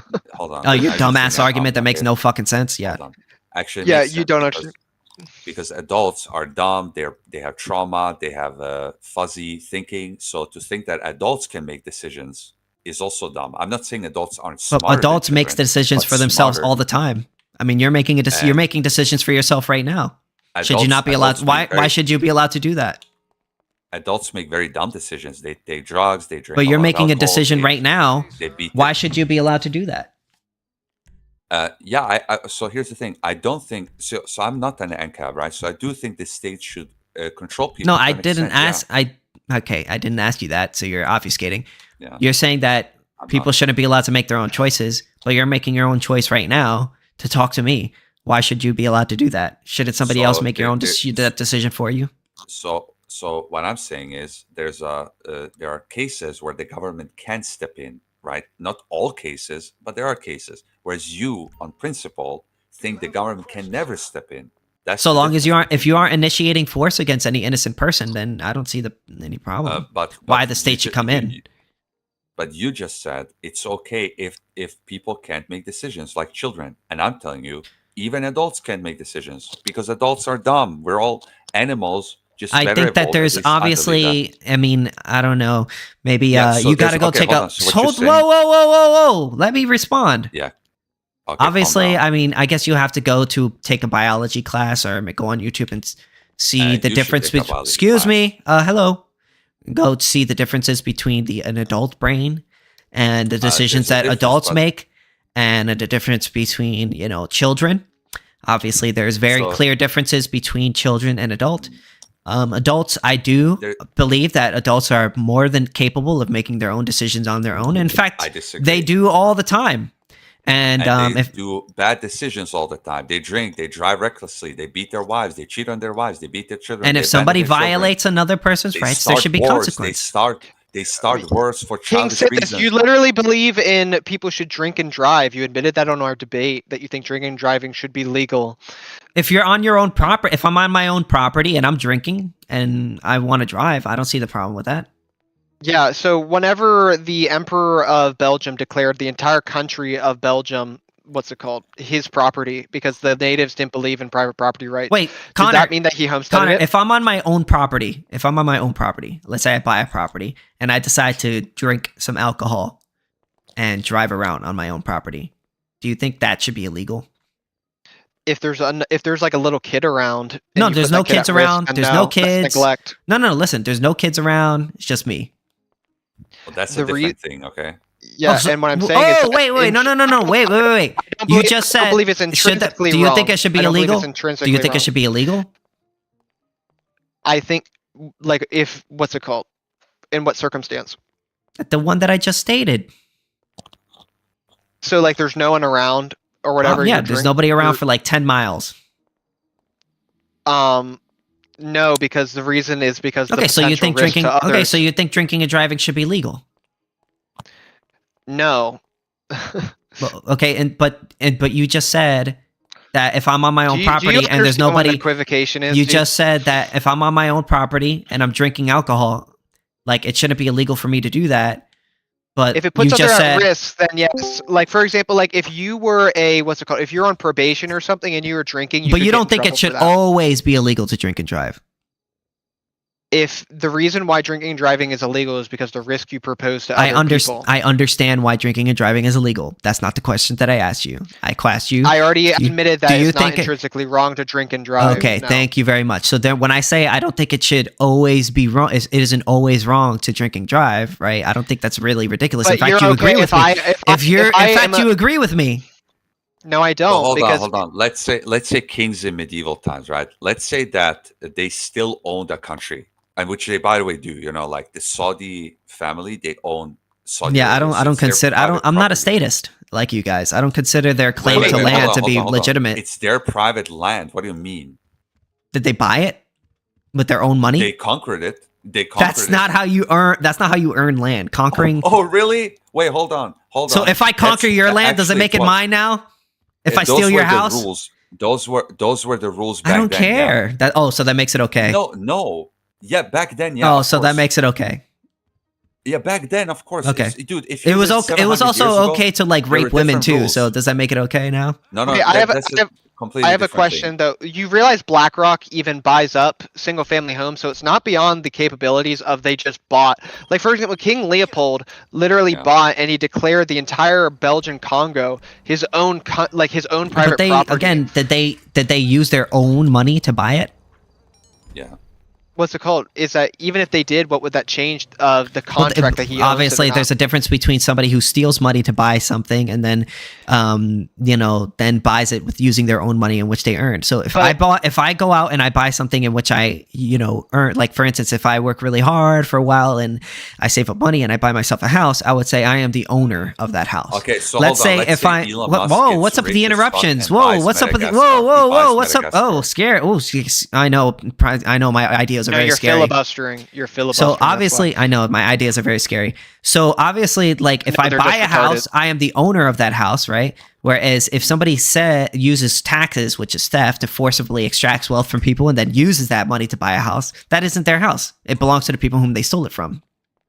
No, is that you're mistaking unjust versus whether you own it or not. Ownership is going to be whether you agree to it or whether you can enforce it. No, ownership is the right to control a scarce resource, and I don't believe he has the right because he didn't get it through consensual transaction. You already admitted your meta-ethical view is subjective, and yours is too. And yours is too. And as I said, exactly, and it cancels each other out because I can say that I have a right to it. Okay, exactly. And you think it's okay to follow whatever your God says, even though no matter how you're dastardly the goalpost again. It's a red herring. No matter how dastardly whatever your God orders you to do. No, I don't. Oh, even so then you're not Christian, got you? No, I'm not. You would disobey your God. What's a Christian? Your God, a person who believes in Christianity. I mean, it's kind of the same, Well, again, I don't believe in slavery. I think it's immoral to enslave people. Actually, you don't. You do. I'm sorry. When did I ever say I support slavery? Because you just said if somebody owns property, right, and there's people living there, he can do whatever he wants to them. No, when did I ever say that?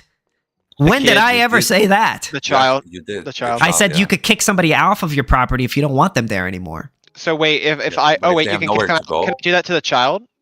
I already answered this question. If you don't want another person on your property, if you don't want anyone near you, you're more than welcome to kick them out. So if somebody else wants to accept the child, nobody else wants to accept the child. He's only in your property, and nobody else wants him. Maybe you're a black family living in a white country or something, and they're very racist. Nobody wants your black child. So now you can do whatever the fuck you want with him. If that's your logic. You guys aren't going to let me answer the question, but I'll answer the question.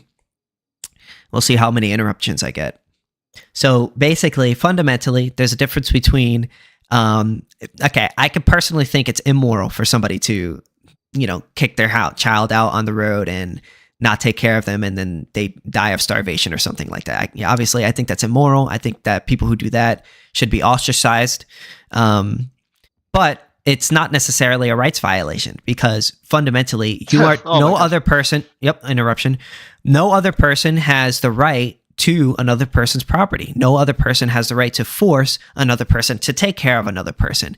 I think that's fundamentally immoral. And for you to say, hey, I think you should be forced to take care of that child is to basically say that you believe in slavery, which is essentially the idea that it's okay to force somebody to take care of another person against their will. In your view, though, yep, another interruption. Yep, another interruption. Because you're rambling and filibustering again. Oh, so it's okay for you to filibuster and ramble, but when I go for a little bit longer, I understand your position enough to rebut it. So let me get this straight. Yeah, but other people aren't. I'm not finished. Okay, so there's a difference between obviously.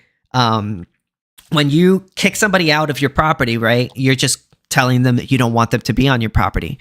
If you say you're not allowed to kick somebody off of your property or you're not allowed to take care of somebody, you're basically saying that person should be forced to take care of that other person, which I think is immoral. I think it's always immoral to say someone should be forced to take care of another person. So if you think that I should be forced to take care of another person, then you basically believe in slavery, which is the idea that you are obligated to take care of another person even against your will. Murder, manslaughter, and neglect. If I have a 2-year-old child and I'm in Alaska and no one wants to take care of my child and I have the right to evict it off my property, I committed murder. Well, no, because fundamentally, there's a difference between not giving somebody food and doing some sort of damage, physical damage to their body to cause them to die. So, for instance, let's say if you're, let's say, off my property. So let's say you're in the middle of a desert and there's only one water bottle and you're the owner of that water bottle and the other person wants the water bottle. If you don't give it to that water bottle to that other person, they're going to die.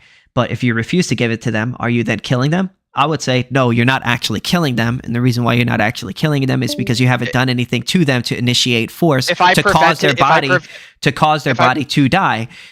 So again, even if I prevent them from taking my water, that is me not initiating force against them because I haven't caused them to die. The fact that they're dying is just the fact that people need water in order to live. It's not me. I didn't cause his body to need water in order to live. No, you're causing them to be in a bad situation, though. No, not necessarily, because fundamentally we live in a world of scarcity. And if you own something, that thing belongs to you. And if you don't want to give it up to another person, you shouldn't have to be forced to give it up to another person. Just because somebody needs something that you own. Why should I be forced to give up? Just because you need something that you own, somebody else desperately needs something that you own, does not mean that that person, you should be forced to then just give that thing up to that person for free. It's very justifiable to force people to not abandon their children in the middle of the woods. Yeah, so basically what you're saying... To die. So basically, it's not slavery. Okay, so basically what you're saying is that you support slavery, which is the idea that you have to take care of another person against their will, even when they do not want to. Fundamentally, I think that's completely immoral. Slavery is immoral. I think most people think that slavery is immoral. I would hope that you would think that slavery is immoral, but I guess not. In this conversation, you said it's okay. Are all narcissistic sociopaths. We're not narcissistic sociopaths. Fundamentally, I think it. Again, I'll make this very, very clear, and I've made this very clear multiple times. Sure, oh, I am a bit of a narcissist. I do have a hide, but I'm not a sociopath. Okay. I do care about other people. Yeah, sure. Fundamentally, people that I care about, but. No, now that I think about it, I actually don't really care about other people, except for my family, and that's it. But I know. I do think it is immoral. I do think it is immoral to not like, for instance, if you see somebody who's dying on the road and they need your water in order to live, or $1, and they're gonna die. You know, like something drastic is gonna happen to them. And you don't, and you say, fuck you, just die. Well, yeah, I would probably look at you like an asshole. I would look at you like a piece of shit, right? So I have empathy in that sense. But again, the issue isn't about whether or not I have empathy. The issue is whether or not the person should have the legal right to do that. And I don't. So a parent can just take their child some remote place. The parent knows how to get out of there. The child doesn't. The child said yes to go there because he doesn't know any better. Then the parent just runs away. He's like, "Hey, find your way home. You're on your own, right?" And then the child just freezes to death somewhere in the forest. That's okay. I've answered this question 5 times, but I guess I'll answer it one more time for you. My question is if the adult puts the child on the ice, like that causes them to freeze to death, did they murder the child?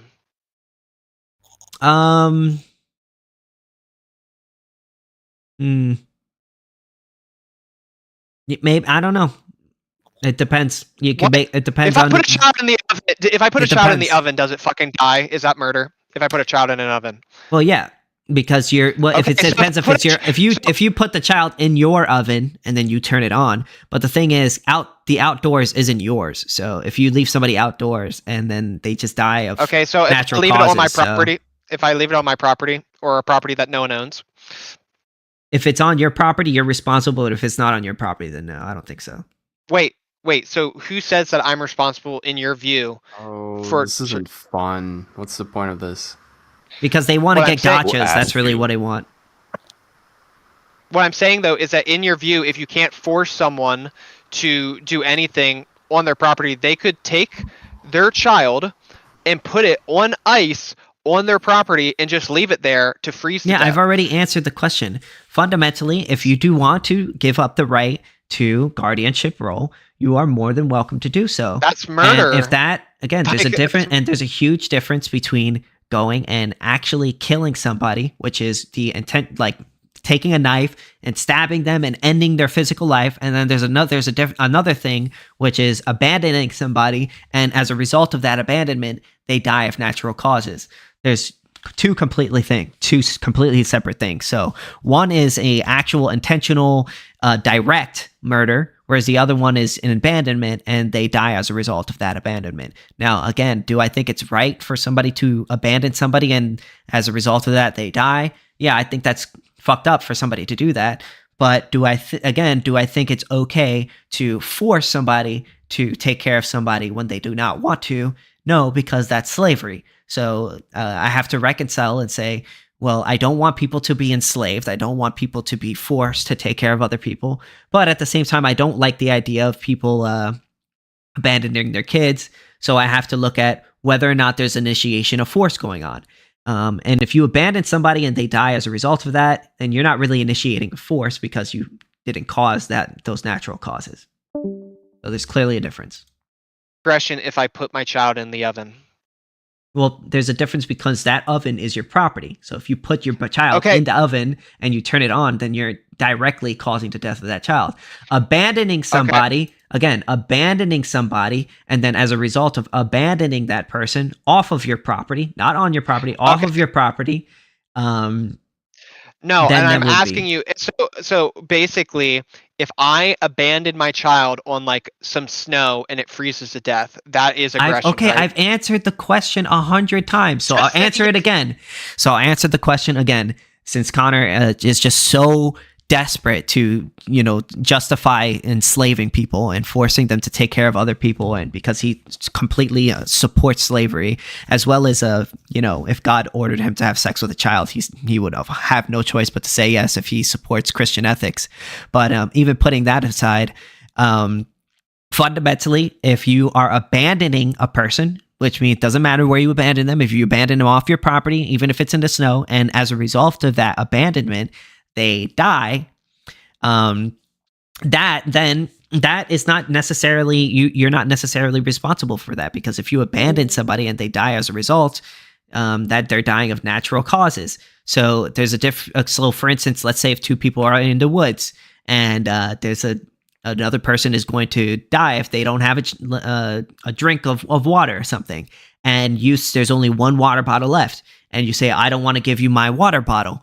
And then you walk away from that person. You've abandoned that person, and that person died of natural causes. You didn't kill that person because you didn't want to give him your water bottle. Just because someone's going to die doesn't give them a right to your property for somebody to force them to give you their property for free. That's completely immoral. Cope. All right, back to the question. Is that you cause the child to die with the oven example, because you put it in an environment it can't survive. You cause the child to die if you put it in a situation that it does, like it dies, and that would both be murder and violate the NAP. However, you're making an excuse and saying that, oh, you can't force people to be slavery. But in your example is that you still violate the NAP regardless. So you don't have a standard for ethics, and capitalism is contradictory. As I said, neglect, you can cause someone to die in a neglectful situation. As I mentioned with the case of the winter child earlier, as I said, you don't have a standard for your view, and you need to seriously think about this, dude. I'm like, as I said, I have been really mean to you, but I'm serious. Like, find help. Like, genuinely, please. Like, this is no crazy. Problem. I think it's also crazy to worship a God. Say that. I also think it's kind of crazy to worship a Christian God that thinks it's okay to rape, murder, torture living children. And you could say, oh, I don't actually believe in a God that believes in that. But I actually gave you many, many Bible verses that shows you that your God did order people to do those things. Not only did he order people to go to war, which is killing themselves on behalf of them. He ordered them to murder other people, women, as well as the children there, and he also ordered them to rape the women and take them as his wives. You could say, oh, they were lying, the Bible verse wasn't true, oh, they were just being hyperbolic. Whatever. I really don't care what your excuses is. I mean, if you look into the Bible, it's plain as day. He did order them to do that. But obviously, okay, and so if we go back to the oven example, fundamentally, if you go and put somebody into an oven and turn it on, you're using your property to cause damage, intentional damage to another person. If you leave somebody up outside, or you abandon somebody when you're hanging out with somebody in the woods and you abandon that person, you're not using your property in order to inflict damage upon another person. So obviously abandoning another person and then using your property to inflict damage upon another person is two very, very different things. You want to reduct it, you just say, but you're God, bro. Regardless, if I was an atheist, I still wouldn't accept your view. Regardless, your view is fucking ridiculous, dude. Let's go back to it. You still, as I said, is that you said, oh, you intentionally caused harm with the child in the oven. You can intentionally cause harm to a child by abandoning it, dude. You Using can intentionally what? Cause harm. Using by your not what? Doing anything. Using your own property, right? Yeah, you can use your own property to cook a child alive too. Again, if you're using your property to cause damage to another person, then you are violating the rights of that person. Whereas if you abandon another person, let's say I decide not to take care of somebody, I choose not to take care of somebody, that is not me causing any direct harm to them. We're using my own private property. There's a complete difference. If snow falls on my property, it is mine because I homestead it, right? Yeah, I guess. Okay, so if I put my child on the snow, and the snow caused child to die, I've made it very, very clear from the beginning. I guess you have a hard time listening. So from the beginning, if you do, the only way you have the right to abandon somebody is if you take them off of your property. If they remain on your property, then that could be considered to be forestalling, because if somebody wants to take up the mantle of taking care of that child and you leave it on your property, then in order for them to go on to take care of that child, they would have to go onto your property, which would be trespassing, and that would be forestalling. So yeah, if you want to abandon somebody, you have to take them off of your property. Because people can choose not, like, for example, this is a serious thing with congenital defects.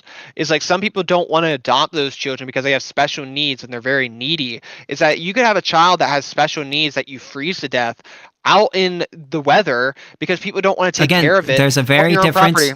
But you do understand that there's a difference between abandoning somebody and then choosing to cook them alive, right? I never said that there isn't a difference. I'm saying that both can intentionally cause harm to a person. Both can be murder. No, well, one is an intentional murder and the other one is an abandonment. You can intentionally murder someone via abandonment. Yeah, but you're not using your property to do so. You haven't initiated any force against them. Yes, you did. Okay, so let's say there's two men in the woods, right? One water bottle. You have the water bottle. You decide to take it and go on your own, and you leave the other guy, and he dies of natural causes. You murdered that person. You don't understand it. Because, no, you murdered that person. You abandoned them. No. You abandoned. No. Answer my hypothetical. You abandoned them. So therefore you murdered them. Restate your hypothetical. You're in the woods. You have a water bottle. You could give that water bottle to another person who's dying of thirst, but instead you choose to walk the other way and keep it for yourself. You've abandoned that person.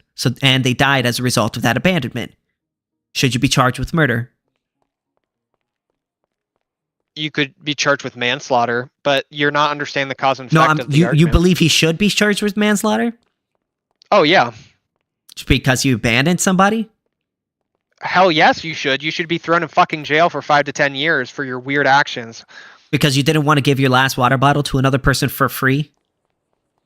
Yes, a human being's worth more than a water bottle. Yeah, so again, I don't think it's okay to force somebody to be obligated to take care of another person.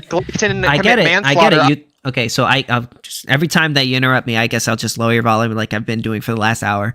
So fundamentally, I don't think it's okay to force another person to take care of another person when they don't want to.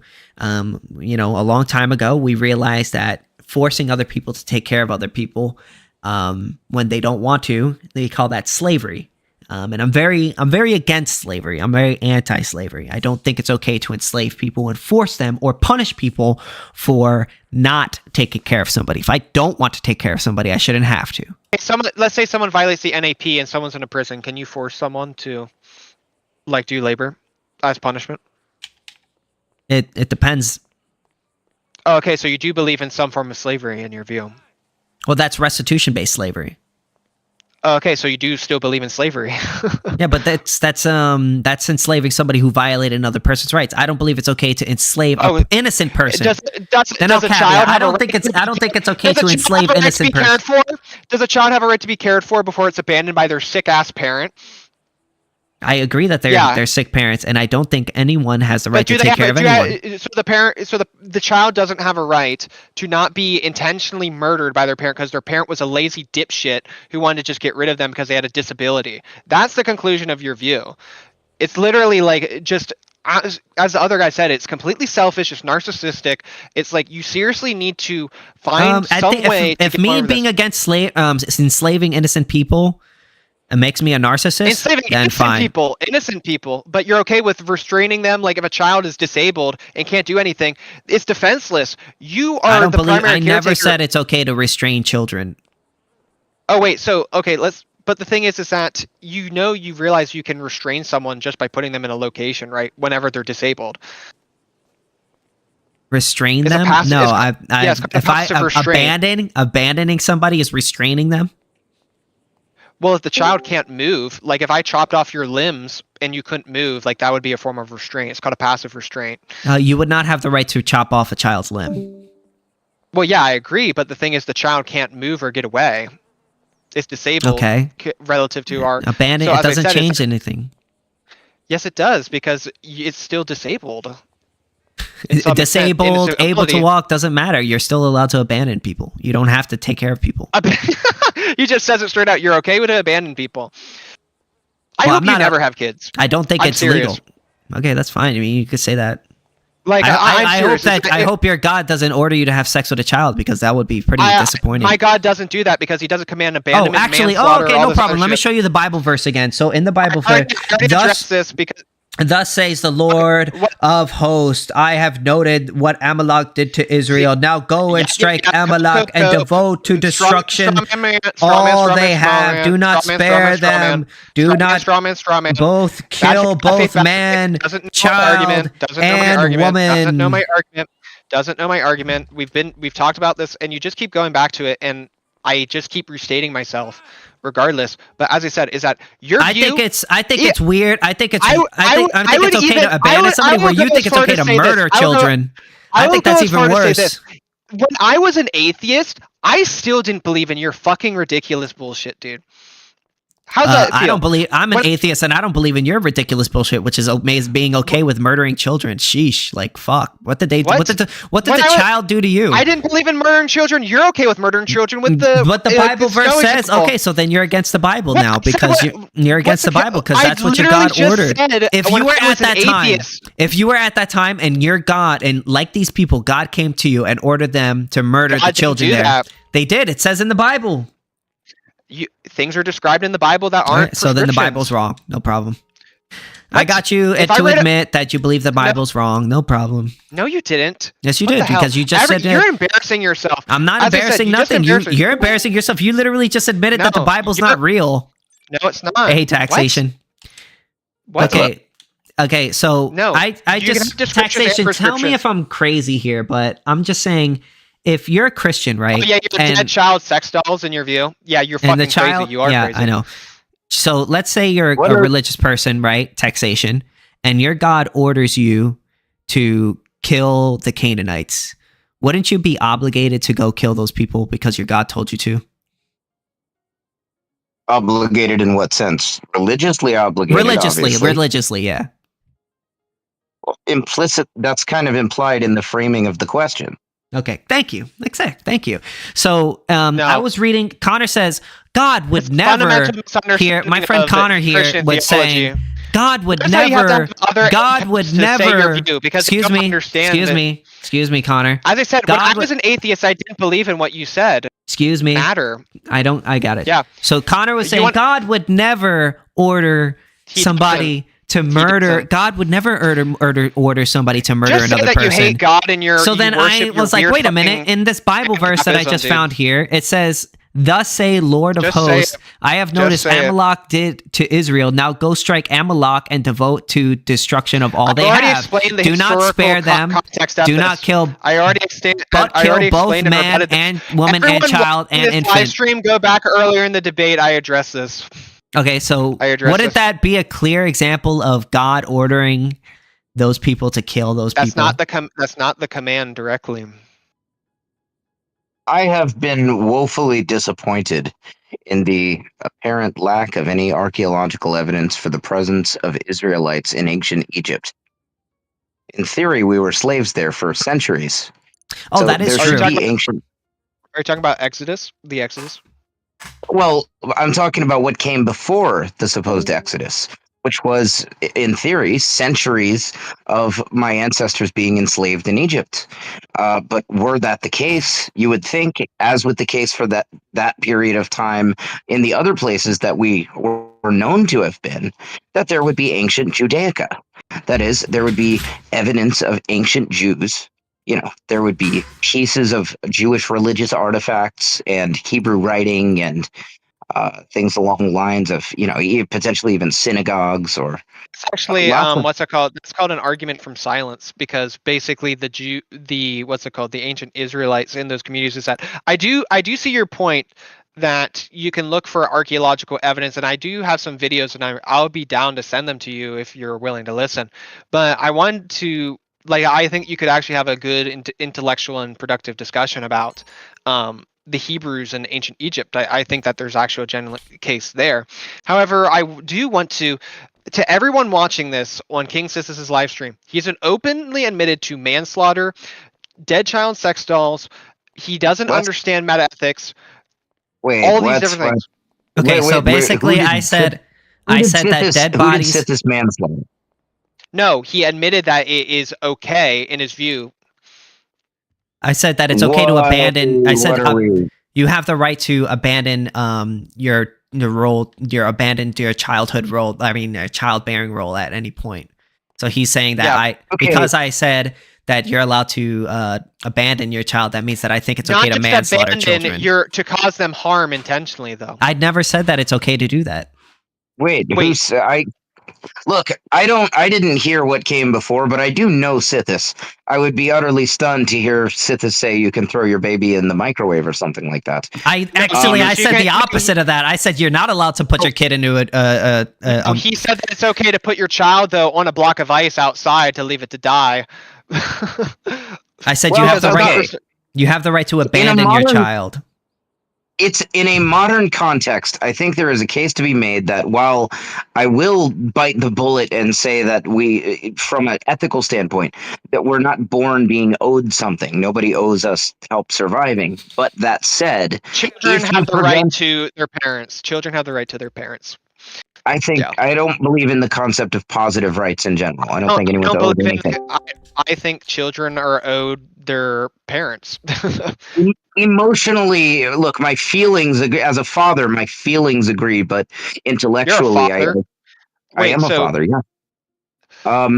If you're anyway, and you're saying it's okay to, and I don't disagree with what taxation is saying. I do think it's ethically wrong. Let me finish it. Yeah. What I was going to say is that while there is technically not an inherent entitlement to be kept alive by somebody else, that said, if I prevent you from being provided for by somebody else, I now incur that obligation. For example, if I give birth to a baby at a hospital and then I take that baby away from the hospital where the baby would have been cared for or given to somebody who would, I now have prevented that baby's care by somebody else, and I incur that obligation up until the point that I give the baby to somebody else to care for the baby. Well, what I'm saying is that even still, there's people on adoption waiting lists. But regardless, is that someone could be in Alaska and people could. Walter Block's argument is that. Regardless, is that someone could not want the baby because they have a severe congenital defect, and that would still mean a child with a severe congenital defect could just be abandoned for the sake of that they don't have a right to their parents' care. And when you guys say there intellectually is no such thing as a positive right, is that it just doesn't follow. Like whenever you say that, oh, we have an obligation to follow the NAP, or like we ought not, is that I think we have a very clear obligation to our children, and especially if you cause them to be in a vulnerable position that kills them fundamentally, is that and you can do that intentionally too. Morally, I don't disagree with you. Morally, I don't disagree with you. I do think that people have an obligation to their children. I don't think ethically, I don't think someone should be forced to take care of a child if they don't want to. That's the only argument that I'm making. They can put their child up for adoption, sure, but as I said, is that if you not caring for your children causes your child harm, like your neglect, then you're responsible for that. It depends on how you do it. When we say that there is or is not a right to X, all we are speaking to is the matter of use of violence in relation to X. Most things that are morally reprehensible, that I find utterly detestable, things that I would in no way associate with somebody who does that, are things that, in my view, should be legal. That violence is not an acceptable response to.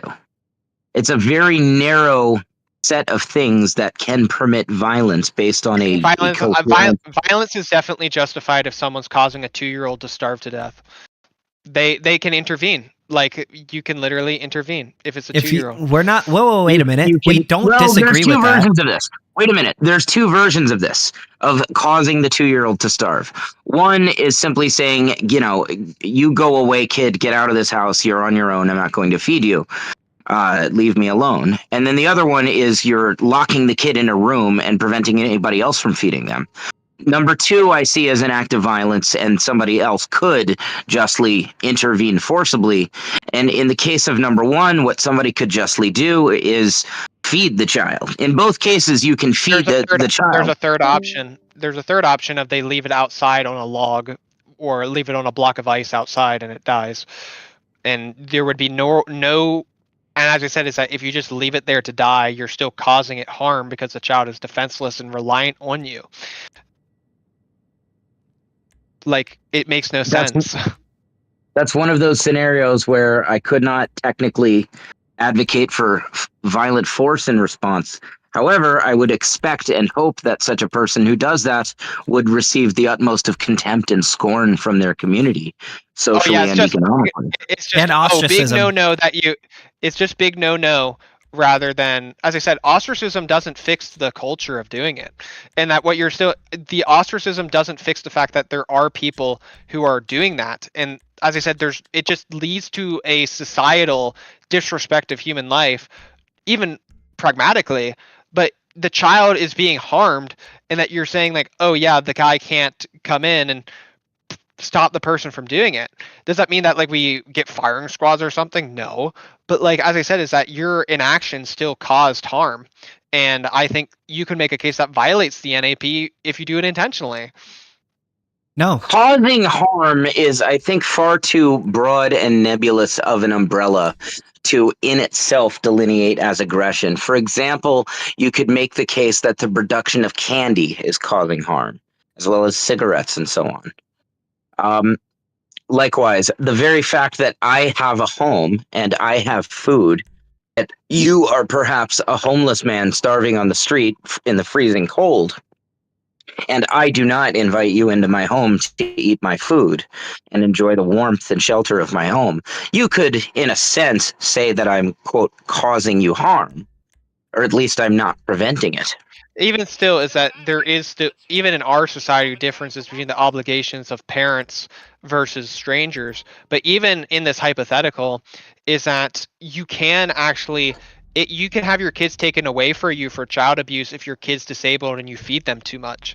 And like, let's say that they're like overtly obese and like your kid has a heart attack or a stroke, like you can't, that can happen like in the real world. But if you're going to say that, oh, you're a statist for interfering and stopping a kid or stopping parents from doing that, I'm like, what the fuck? Well, like, I never said that. Of course. Like, I never called you a statist. Well, I mean, you are a statist, but I never said that specifically. All I'm saying is that... Wait a minute. It's worth pointing out that there's kind of two types of force that I think might be involved here. I think if somebody is being neglectful of their child, they relinquish any right they might have to the child. So you can forcibly, you could say, extract stewardship, such that if you're not feeding the child, you relinquish the right to say, I can't take care of the child, adopt that child, feed the child myself. Yeah, 100%. If you abandon your role, that form of force would be perfectly allowed. That is, if you want any rights to the child, then you have to live up to your responsibilities to the child. Yeah, you don't believe in positive rights. It's not a positive right. Yes, there is no positive right in this scenario. It's what positive rights do the child have? None. What we're saying is what he's. Hold on, hear me out. Hear me out. What he is saying. What he is saying to the child. No, what he is saying is the child does not stewardship. Hold on, let me finish. Yeah, that's a stewardship rule. Wait, yeah, so there's you're taking. If you see somebody, let's make it quick. I do want to clarify. Let me clarify real quick. Give me 1 second. All right, whatever. Go ahead. I want to clarify because it's me that he was doing that to. I know, but I wanted to make a point, Crick, but it's whatever.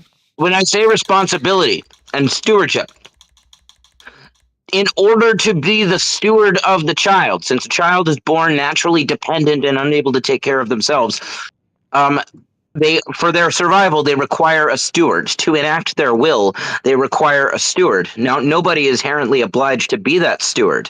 But if you want the right to be that steward, that is to say, if you want to be able to be that steward to the exclusion of others, where you get to say, no, you don't get to take this child home, I do, that necessitates performing the natural role of the steward, providing that care to the child.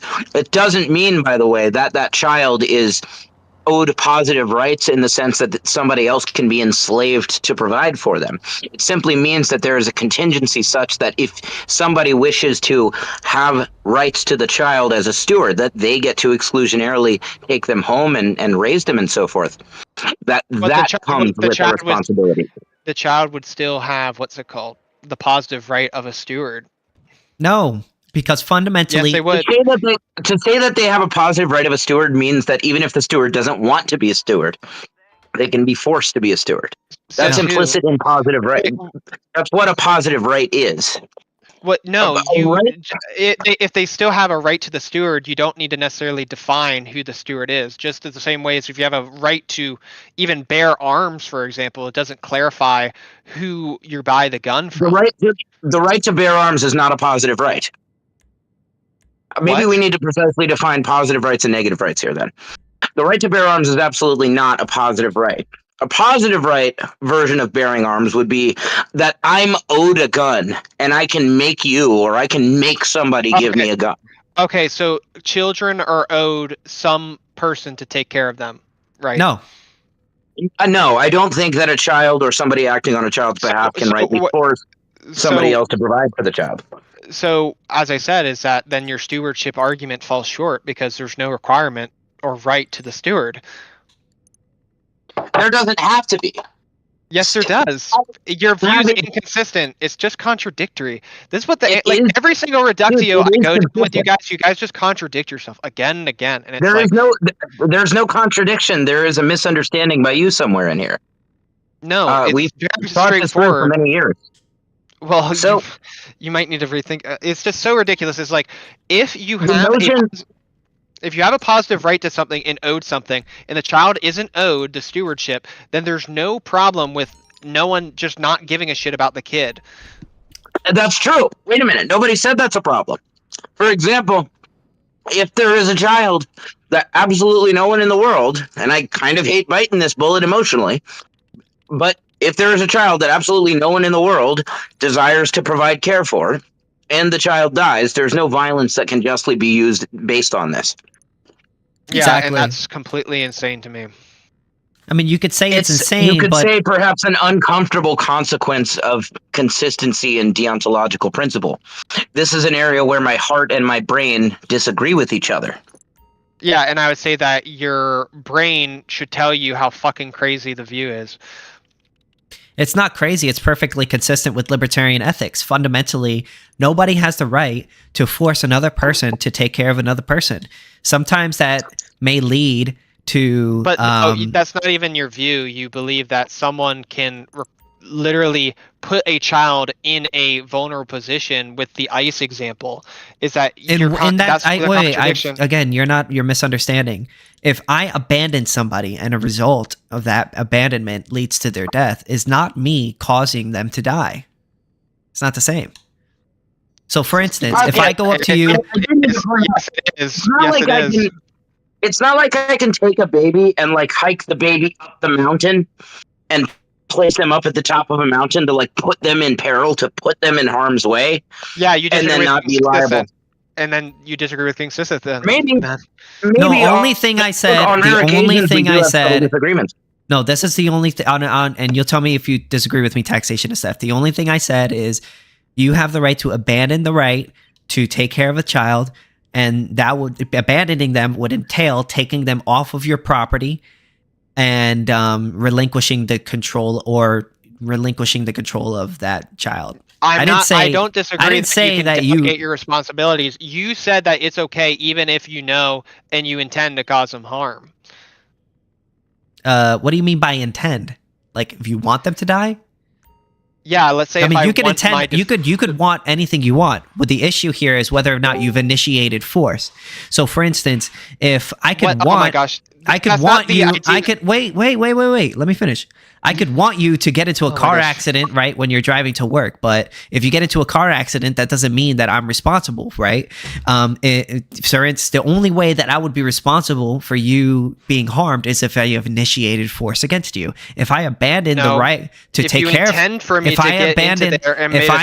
hold on, let me finish. Almost last sentence. If I abandon my right or to take care of somebody, and as a result they may die of natural causes, I'm not responsible for that. Yes, you are.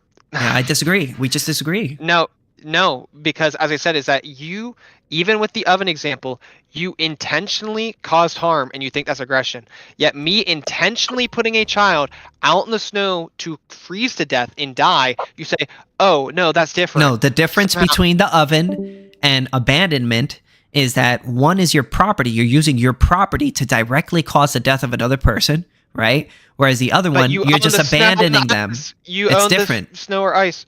So if I put the child in the freezer, I said you have to leave them. Yeah, that's I not abandoning me. That's them. That's intentionally, directly causing harm to them, right? Wait, taxation? No, but I don't close. I don't cause. But as I said, you are saying when we talk about directly, you're talking about X to Y, A to Z. Like your property is causing the death of that child when you put it into a freezer or a microwave or a thing. Okay. When you abandon somebody, if like somebody's, let's say me and you are in the woods and I have a water bottle and I just say, I don't want to give you a water bottle, and I walk away from you, my property didn't cause you to die. You just died of natural causes. It's a difference. Got it. So if I own the snow outside on my 5-acre plot of land, and I just put my baby out there. That's why I said you need to get them off of your. I think there is something wrong with that. There is something wrong with that one, because in that case, that you're putting the baby in the snow on your property. The fact that it's your property means you're excluding others. I agree. From coming and taking this care of this baby. You can't stop anyone else from taking care of the baby if you're not going to. I agree. You not taking care of the baby means you have to let someone else take care of the baby. Well, what I'm saying is that they're not stopping other people. Like, as I said, if it's a 5-acre plot of land, there's probably just no one nearby. Well, then they're dying of natural causes.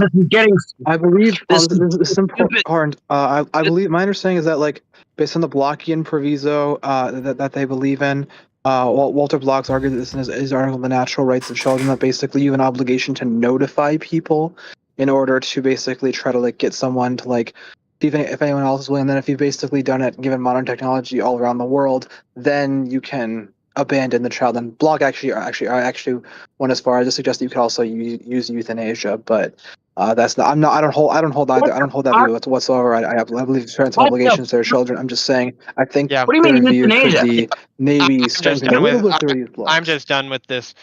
Like, I think it's just pretty straight. I think it's just pretty straightforward that there's no consensus over something super basic, where it's like, if you abandon your child, like, and you put them in a vulnerable position where they die, they freeze to death, and you just say that's natural causes. But as I said, is that if you put someone in a refrigerator, that still they're going to die from hypothermia. In the outside, they're going to die from hypothermia. Both are caused by your property. Both can be an intentional. Yeah, but one is forestalling. If you put somebody in a microwave and they die of that, you're forestalling other people from being able to take care of that person. Whereas if you leave somebody outside, theoretically, you're not blocking anyone from taking care of that person. Your property isn't directly causing harm to that person. Okay, you're not forestalling anyone. Okay, let's say that I put the child in the microwave or put it in the oven, and I send out a text. I take a photo and I post it on my Facebook, and I'm like, "Oh yeah, guys, come save the baby," or whatever. You have to get it off of your property, dude. We've explained this like many times already. But as I said, is that you're okay with abandoning the child on your 10-acre plot of land on the ice? You have to take it off of your property, because if you leave it on your property, because you're forestalling it, you're forestalling other people. But no, what I'm saying is that if you put it on Facebook and you say, "Come save the baby," you're allowed to use my property. Are they on their property? Okay. Is it on your property? They're allowed to. Yeah, they're allowed to go on the property and save the kid. Then you are still forestalling other people from getting it. But you just said that they gave permission for people to use it. Not if you're killing the child. Certainly in the case of a freezer or an oven, that's not just your property or you failing to use your property to shelter and protect the child. That's you using your property to actively destroy the child. Exactly. Yeah, and okay, so can I use nature outside to actively destroy my child, even if I don't touch it? That's not you actively destroying the child. That's just you failing to prevent the destruction of the child. What? I didn't kill the person with the microwave. I don't emit microwaves from my hands. What? Yeah, but the microwave is your property. If I put you in the microwave, I've killed you. If I simply take you off my property and then you freeze to death, I didn't kill you. Nature did that. But I own the snow, right? No. That is to say, we said I don't own the snow on my property. I don't own the snow on my property. Certainly, I take. We told you many times you got to be off of your property. Right, no, you're not on the property. No, I'm saying you're on the property and you own the snow. And if you use the snow to cause harm to the kid, that's the same. Responsible for that. And that's why we said you got to take them off of your property to abandon them. If not, then you're forestalling. Like we've said this many times. So the difference isn't the fact that you're intentionally causing harm to the child to cause it to die. It's the fact that you can't use your property to do it. Yes, that would be initiating force. What? Yeah, if you use your property to harm another person, that's an aggression. But you can use your property to neglect someone then and cause them harm, right? And no, you can't. You can't use your property. How do you use your property to neglect someone? It's not like you can lock the baby in a room and prevent anyone from feeding the baby. That would still be murder. That's forestall. Well, you can. Well, that you're using the property to neglect the child. Then what? How are you using? What do you mean using the property to neglect the child? Is that if you lock the door, the property is stopping other people from helping the kid. Sure. Yeah, and you can't do that. That's not kosher. Yeah. So, as I said, is that you're using your property to neglect the kid. That's a weird way of doing it. You're using your property to forcibly preclude anybody else from intervening in your neglect. And therein lies the problem. Yeah, and as I said, it's still a contradiction in your view because, as I said, and I even gave the example of if someone texts and posts on Facebook and gives notification, which you guys said, oh well, they didn't notify anyone. It's like it isn't like about notifying. If you're using your property to violate another person's rights by putting them into a freezer or a microwave, and you are directly causing harm to that person using your property. It's very simple. So I neglect is an aggression if it's on my property.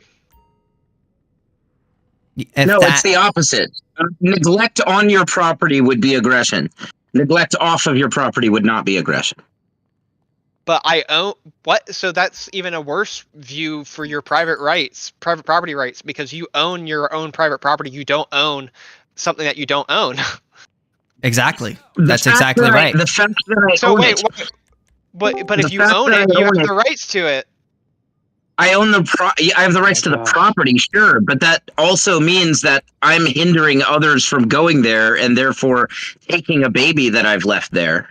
But if I leave the baby somewhere that I do not own, then I'm not stopping anybody else. But but you just said, I said if you give them permission to use your property, you said, well, no, then you're still forestalling. And it's like, what is it, dude? Like, what is it? In that scenario, you may have alerted a specific person, but that's not going to apply to just any person. That is, somebody that's simply walking by or something will not see the baby that you have locked in a bedroom in your house. So you have to make it clear. It's that you just can't do it on your property. Just can't do it isn't an argument. Doing it on your property is in some way, shape, or form hindering others from providing care to the baby, and that you can't do. So if I own, let's say I bought Times Square. Okay, I bought Times Square, and we have the block of ice that's also mine, and I put the baby on it, and pretty much I say, everybody, go ahead if you do that, and they don't do it, or even let's say that New York is. People aren't in New York, and I put a post on Facebook, and no one's going to get there in time. I'm not forestalling anyone. I'm not forestalling, and if people don't do it, that's okay in your view. In this scenario, I think that's a very interesting, good point.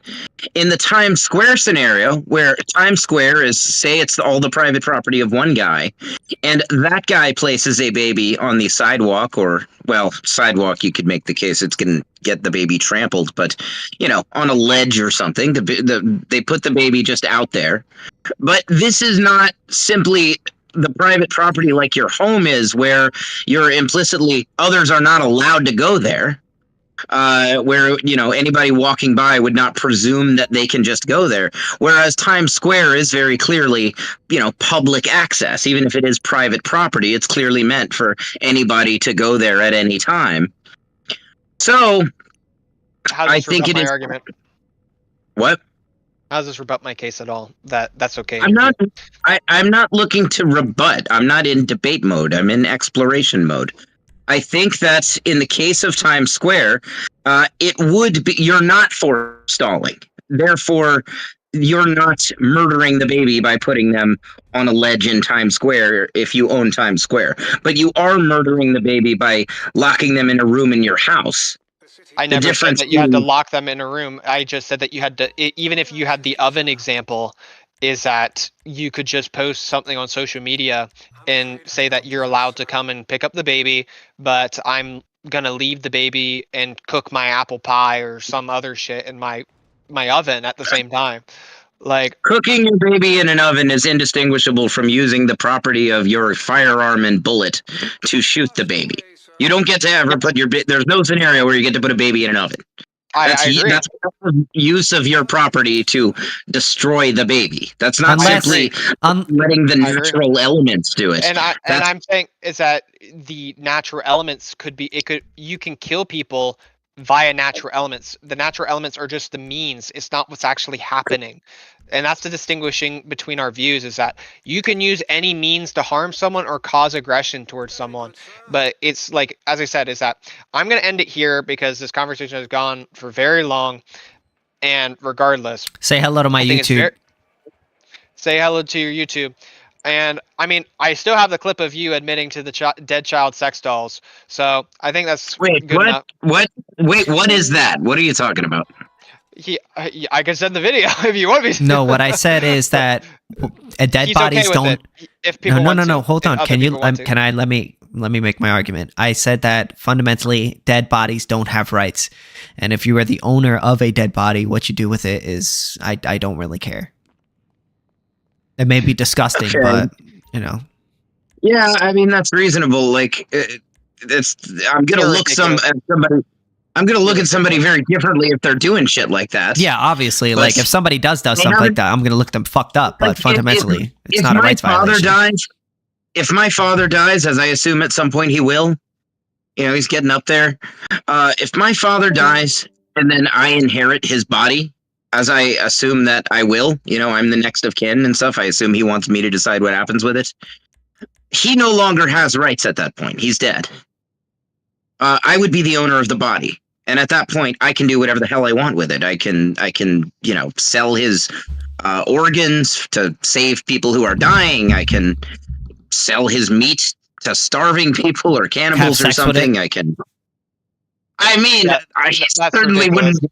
I certainly wouldn't want to, but fundamentally, I wouldn't be violating anybody's rights if I did that. I'd just be a sick freak, It would be morally irrehensible, and I think that as a society, it would just lead to moral decay and collapse. But I don't think most people are going to be okay with doing that, though. You do realize that, like, that's pretty disgusting. It depends on the society of the time, because there was plenty of cultures back then who did crazy shit. Yeah, but you're talking about the medieval times. Yeah, and what I'm saying is that my view is what got rid of it. Like your view didn't get rid of it. You could recognize that dead bodies don't have rights while also having a society of people that don't do stuff like that. Like you can. I believe people have obligations, and we can require people not to have sex with dead bodies. Yeah, we can use the state to do that. Based on who's right. Well, the state is inherently not compatible with people's rights. The state to exist must violate people's rights. Exactly. If you strip away all of the rights violations from the state, it would no longer remotely resemble a state. And what I'm saying is that I can just say that I have the right to self-defense, and basically through that, I can have the state. As I said, your view on human rights are just arbitrary. Like, I can just make up rights as they go. And as I said, I believe the child has rights to their parents. I believe that we have a right not to use you have the right to enslave. I got you. This is the thing, is like, why do you say that? Like, it carries no weight to say that it's slavery to require you not to have sex with a dead body, not to commit manslaughter, not to abandon your kid, and that we can force and require people to do that. That's my argument, and it's always been that. It's so simple. I think it's kind of funny that you say two things. You said two things in the same sentence. You're like, oh my God, I don't know. I don't understand. Oh, he left. I think it's kind of funny how he said two things in the same sentence where he's like, oh my God, I don't understand. Hold on, let me finish. I don't understand how and then I heard someone move. Yeah, he left. I think it's kind of weird how he says like two things in the same sentence where he's like, oh, I think it's weird for you to call it slavery for me to force people to do what I want. Certainly forcing someone not to abandon someone. That's slavery. What? If I cannot abandon you, then I am your slave. Yeah, that is. I mean, if I'm not allowed to give up the right to take care of you, then yeah, I am that person's slave. That's slavery. That's just a fact. I mean, you could dislike that. How do you define term. slavery? Slavery is the obligation to take care or give your resources to another person. You could also use more historically. I think slavery is a scenario where somebody is treated as the property of somebody else. Mm-hmm. If I am forced on going to provide care for you, then I am functionally your property. Yeah. That's very questionable. I mean, I would define it more along the lines of like essentially where you are. Also, yeah, I would add the property aspect. I would add, I would add the fact that you comment with that forced labor and generally in a position of just of rather severe social dishonor. That would be how I would. Well, no, there's also necessity for there to be like a person who has like power over you to kind of give a certain not just like making laws, but give like a more direct discretionary command. Not just make general laws, we just like actually specifically tell you what to do, so on and so forth. The combination of that would be how I would tend to define it. I wouldn't define it based on just, oh, you have obligations, because again, like that would be ridiculous. Because, for example, in the 1800s, in several slaveholding states, masters were if your slave got basically too old, you couldn't just legally. Also, further, I did see your live stream. Talking. By the way, also, by the way, if you're going to force if you're going to say it, okay, so if you're going to say it's slavery, if it's slavery to use force, by the way, it's slavery then to require people not to violate the NAP, by the way. Are you using force to stop someone from violating the NAP? Like, I'm not making you not violate the NAP. You're using the force of other people to violate the NAP. So if you're going to use the force analogy, you believe in slavery too. You also conceded slavery is okay as punishment, by the way. Anyway, have a good... Well, slavery against the person that violates in order to gain restitution. And slavery in order to gain restitution from a criminal is perfectly justified. And the reason why that is because, well, they violated another person's rights to put themselves in that situation. So... whereas I said, my argument is that I don't think it's okay to violate the rights of innocent people.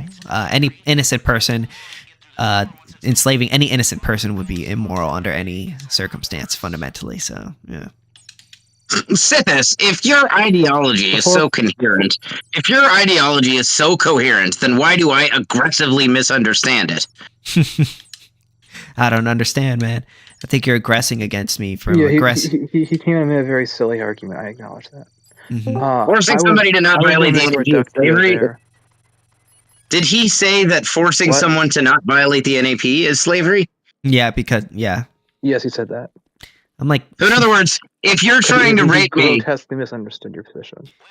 If you're trying to rape me in the bum, and I, smack you away from doing this, you're my slave now.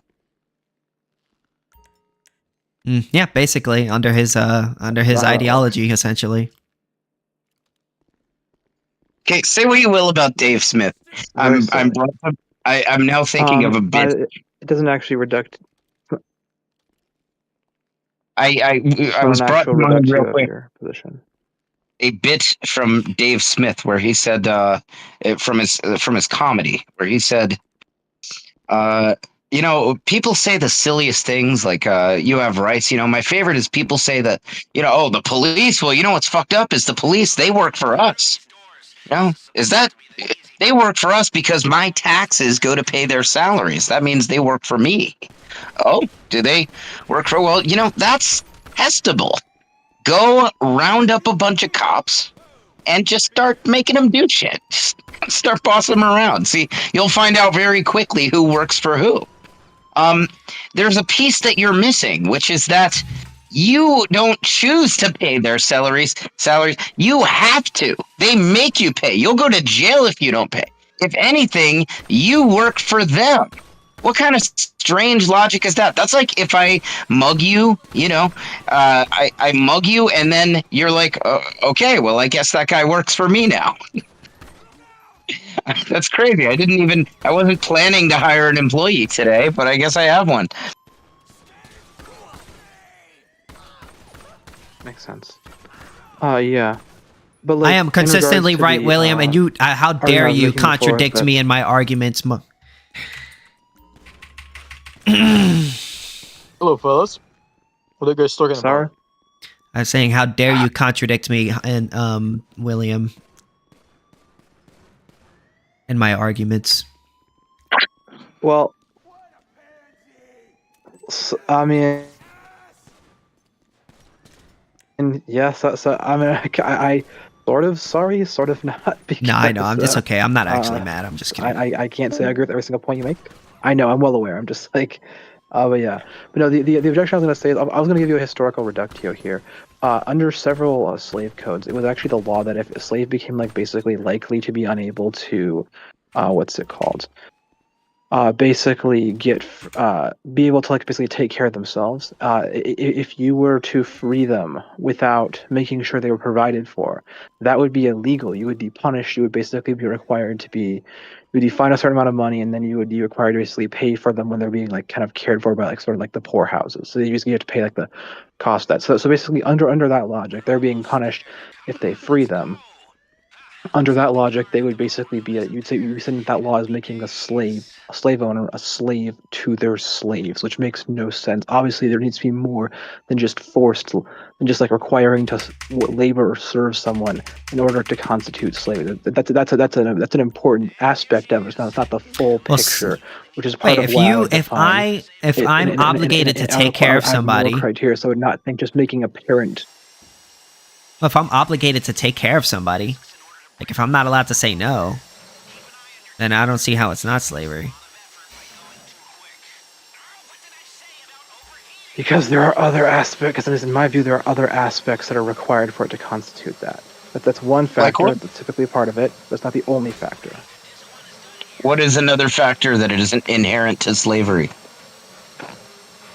Yeah, for one thing, the person who's doing the enslaving has to have like has to have power and discretionary authority, as I mentioned before.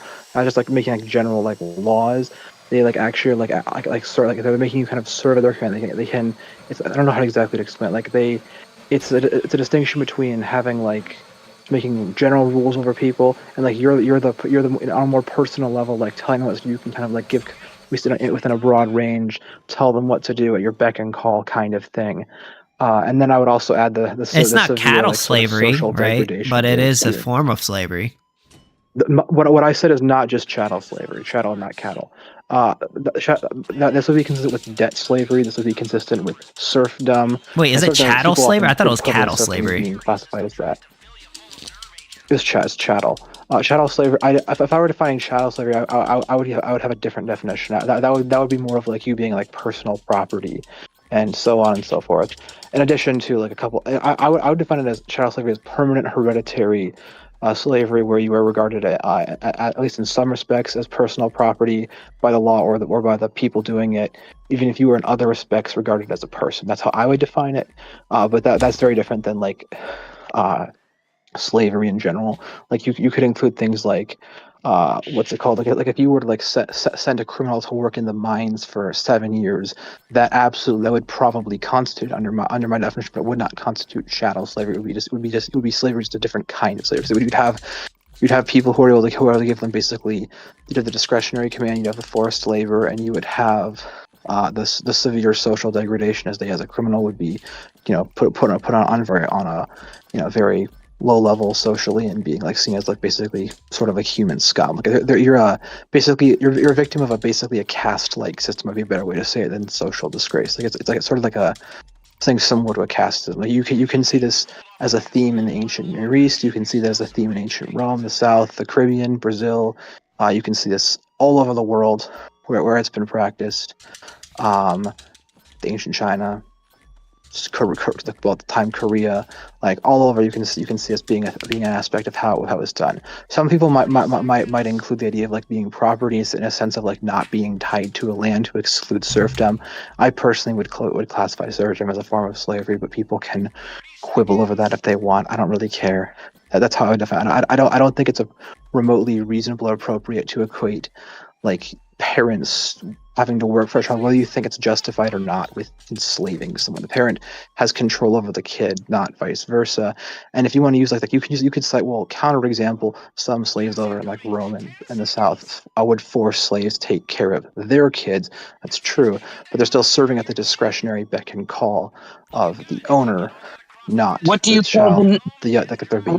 In the case of punitive slavery? In the case of punitive slavery, it's not some hereditary caste. Yes, that's why it's not.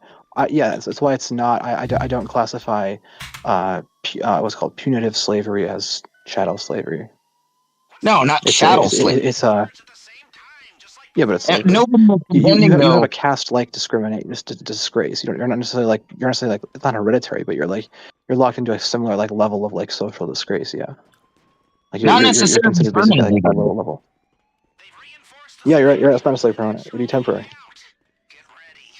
Like let's say it's like 7 years. Sure, that would be temporary, and you would even if it's 3 months, it would be like you'd DNS. And let's be honest here, your disgrace would probably follow you long after that. And maybe you could recover in some instances, but in general, you would probably be subjected to that. Or at least the goal would be to subject you to it.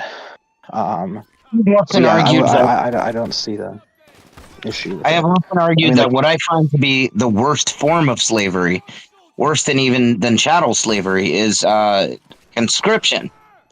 At least a chattel slave is most likely only being compelled to, say, pick cotton in a field or harvest sugarcane or something. Whereas a conscript, a slave, is way worse than being put in war.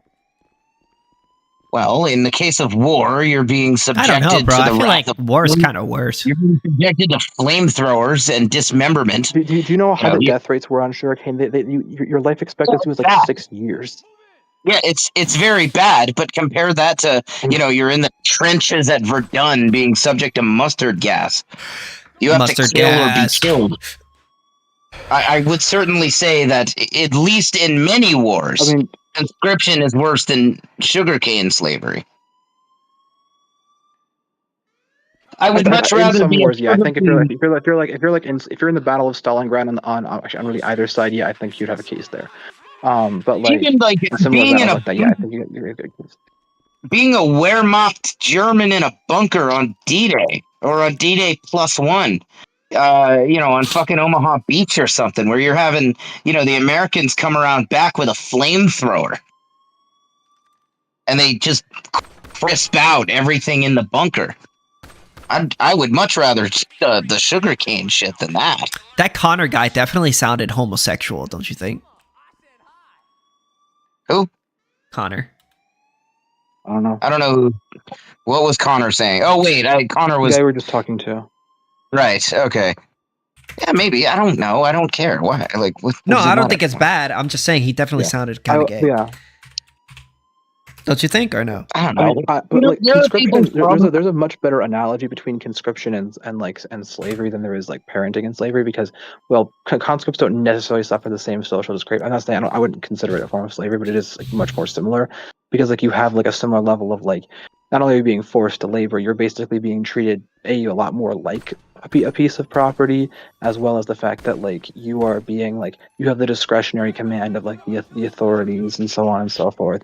I mean, yeah, there were people who in like the South who used the analogy between conscription and slavery. James Henry Hammond explicitly used it as a claim that, oh look, you complain about us punishing runaway slaves. When your conscripts run away, you guys shoot them. You're worse than us, that kind of thing. But like, so certainly there's like of course, we don't really shoot. At least in the U.S., we don't usually have a capital punishment for desertion, at least outside of war. And so you could obviously make this analogy today, but like, I think there's a better analogy there. I will concede that. But like, a parent being like considered a slave because they take care of their own kids just is a massive stretch that really like waters down the horror of what slaves went through. It's not about that the parent takes care of the child. It's the element of coercion if there is a law that says they have to.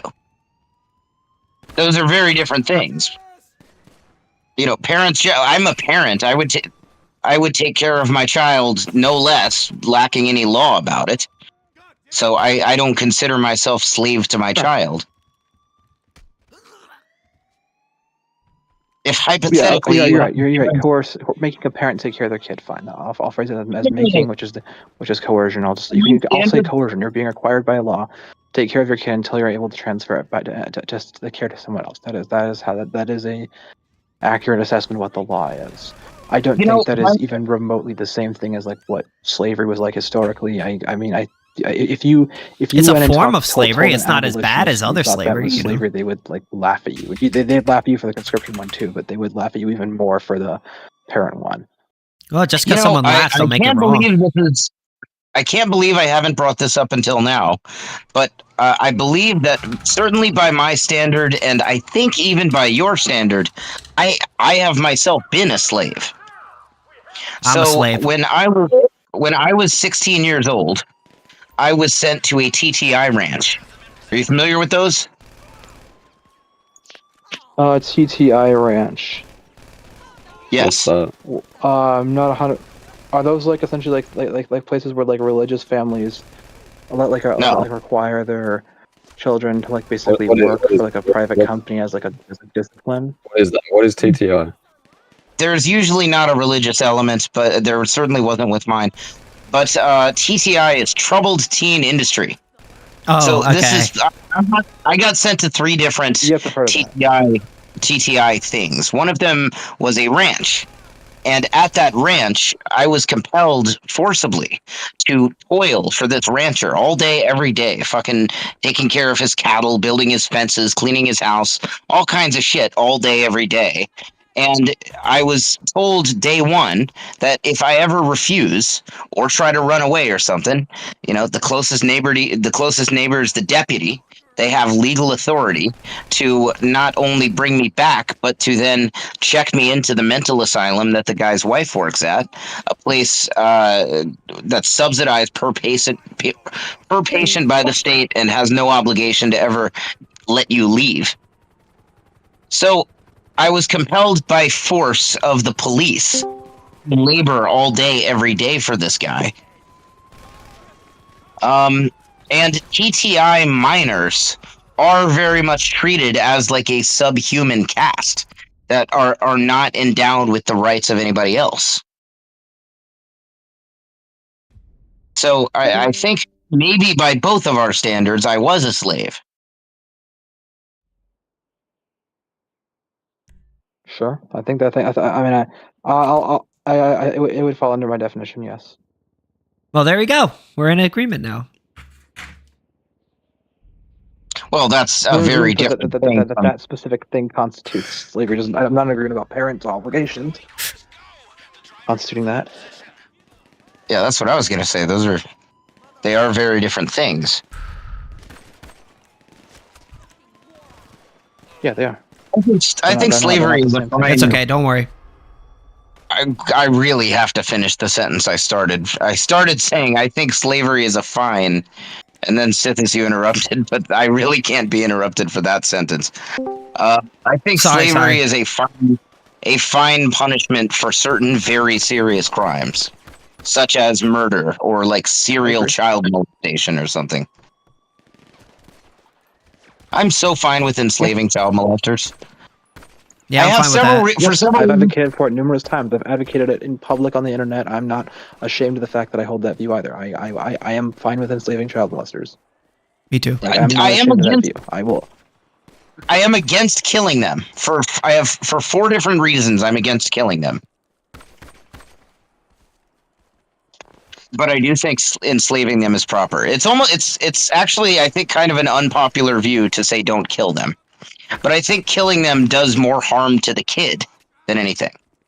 So, if the punishment for child molestation is execution, that means the punishment for child molestation is equal to the punishment for molesting plus killing a child. Which means that all else being equal, are you leaving a witness or not? So more kids die, basically. That's part of it. So more kids will die if the penalty for molestation is equal to the penalty for molestation plus murder. More kids dead. Of the kids that are not killed, well, most kids that get molested are not molested by like some guy with a mask in an alley. It's usually, their mom's boyfriend or someone like that. Or maybe an uncle or something. Or a cousin who's, an older cousin. So, generally speaking, if a kid knows that if they come forward about this, fucking Uncle Ricky is gonna be executed, you're not gonna come forward. So, less kids come forward. It's part 2. Part 3 is that of the ones that aren't killed and do come forward, now that kid has to go deal with the added trauma of being responsible for the death of Uncle Ricky. That's too heavy for a kid. That may even be worse than the trauma of being molested in the first place, is having caused a death. So you have more trauma for the kid is number 3. And then number 4, if you kill the molester, what if the kid wants him to die? If you kill the molester, who exactly is supposed to pay this kid's expenses? That is to say, who, the kid's going to need therapy at least? I mean, who should have to foot that bill? I don't think innocents should have to foot that bill, and I don't think the child themselves should have to foot that bill. What if we use convicted pedophiles as lab rats instead for experiments? I think that would be much better. I like the idea of enslaving them or similarly massive lifelong restitution and shit. What if we sentence them to infinite rape? That's not economically productive unless people are paying good money to do the raping. In that case, I guess it would be fine. We could make a business called Rape a Rapist business. You know what I mean? Yeah, where you're where it's allowed. The problem is, I don't think most child molesters are someone that's marketable as a rape slave. Maybe if you're, there might be a market, somebody out there. Okay, my molester was a woman, but she wasn't a woman that you would conceivably want to rape. It was a fat old lady. Oh, if she was, some people are into that. If she has a hole, there's a will, there's a way. I don't think there's a lot of hot women that are molesting kids. I think the closest you have with that. I don't know, bro. I've been seeing a lot of these stories of teachers doing some weird shit with kids, and I've been seeing a lot of them are good looking, and I'm like, what the fuck? Okay, wait a minute. There's 2 versions of that, though. There's 2 versions of the teacher thing. There's the one that happened to me where I'm in kindergarten, and this is clearly not in any way wanted. And then there's the more common version that you see on the news that's more common, where it's the hot 20-something-year-old teacher got it on with her 9th grade or 10th grade student who's now the coolest kid in school and at the time of his life. These are very different things.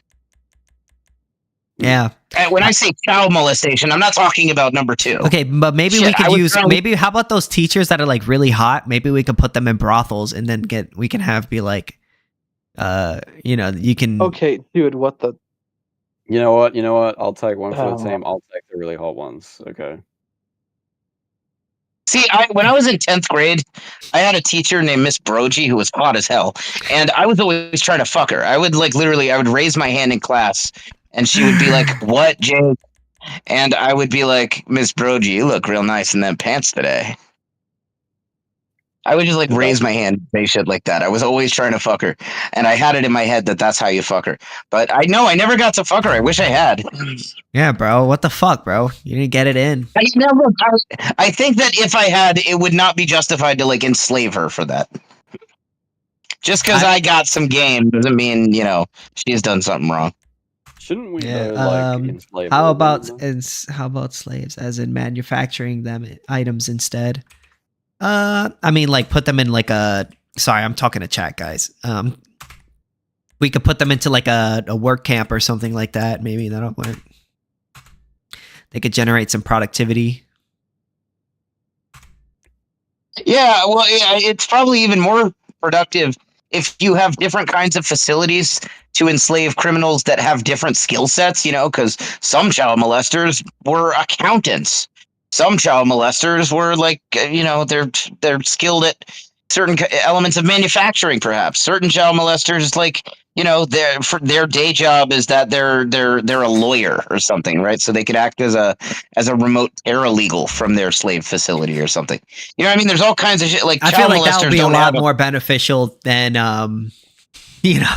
putting them in a brothel or something. The way that's it depends on what they bring to the table. Hey. on the rare occasion that they are a hot woman, then I think the brothel scenario makes sense. If the child molester is Michael Jackson, make him sing, make him do performances and shit. Listen, bro, Michael Jackson was innocent. We're not slandering him, all right? Maybe he was. I don't know. The scenario was if the child molester was Michael Jackson. I don't actually know if Michael Jackson was a child molester. He was innocent, because I haven't cared enough. He was innocent, bro. Maybe, I don't fucking know. He did nothing wrong. I'll say this. There seems to be a lot of smoke for there being no fire, but it is a little unfair if I haven't really looked into it, to condemn him. Although the guy is dead, so it doesn't really matter now. Yeah, nothing you could do now, but I can't wait for the biopic for him to come out. I'm gonna be dancing.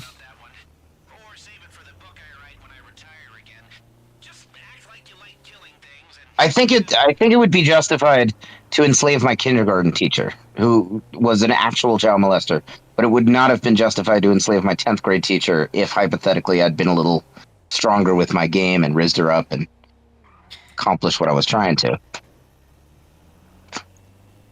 But what's up with all these teachers having sex with hot teachers having sex with like fuck? Where were they at when I was in high school? Like shit. I think it's a lot. Well, they were on the news, and I remember when I was in high school seeing them on the news and going like, "Fuck! I wish that was my teacher." Shit, she's like hot. Shit, bro. I would be like in that South Park. I'd sit there going, "Nice."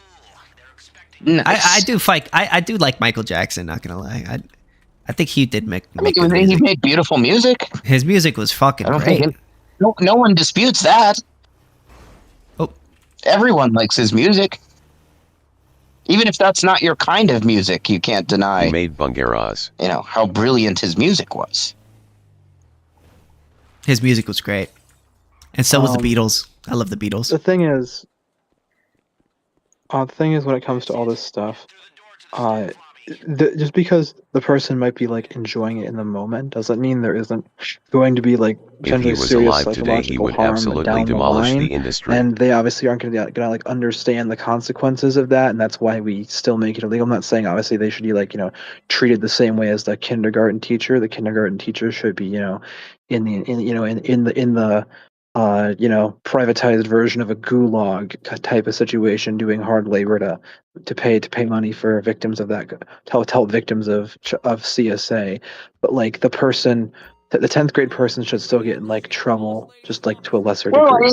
I think it depends on whether the student understood the consequences or not. In my case, I totally would have. Like, I would have understood the potential ramifications, so I would have been fully consenting. So I don't think she should have gotten any trouble. Incidentally, at that age, and actually younger than that, I was hooking up with much older, like 28-year-olds and shit. I don't think they were, committing any act of rape or something, because like I did understand what I was doing. But other teenagers that were the same age I was, that would not necessarily have been the case of. So I think in order to avoid violating anybody's rights, you have to go case by case. Bug guys, up this way. They're thick as fleas on a farm dog up here.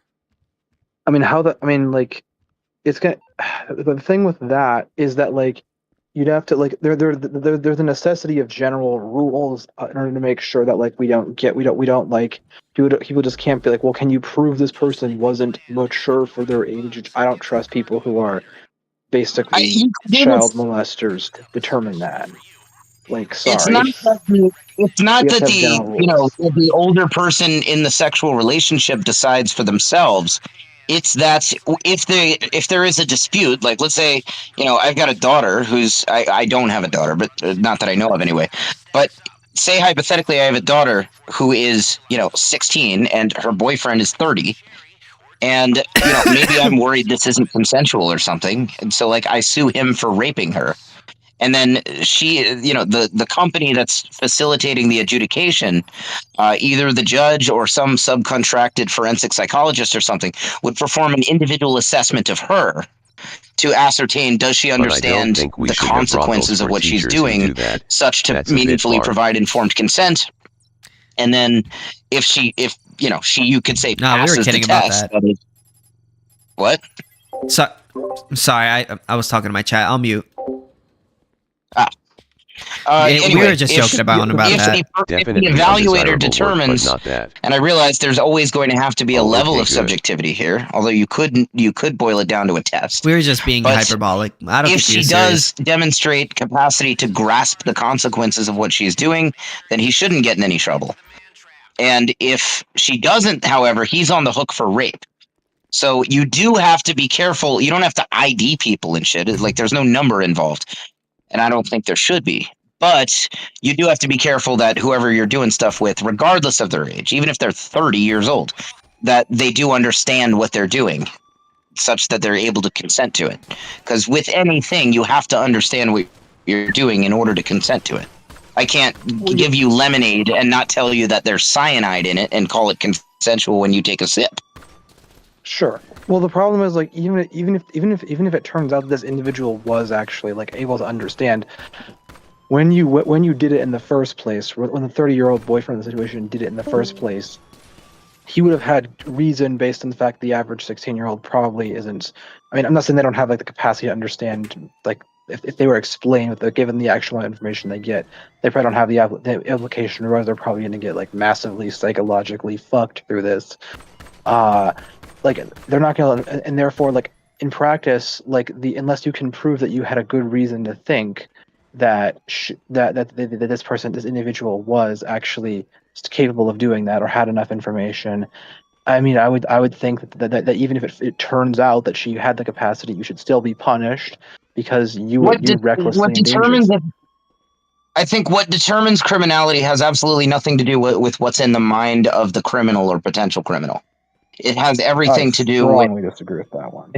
The effect on the victim. For example, there should be no such thing as hate crimes. That hate crime doesn't matter, because if you murdered somebody, it doesn't matter why you murdered them. The fact is you murdered them.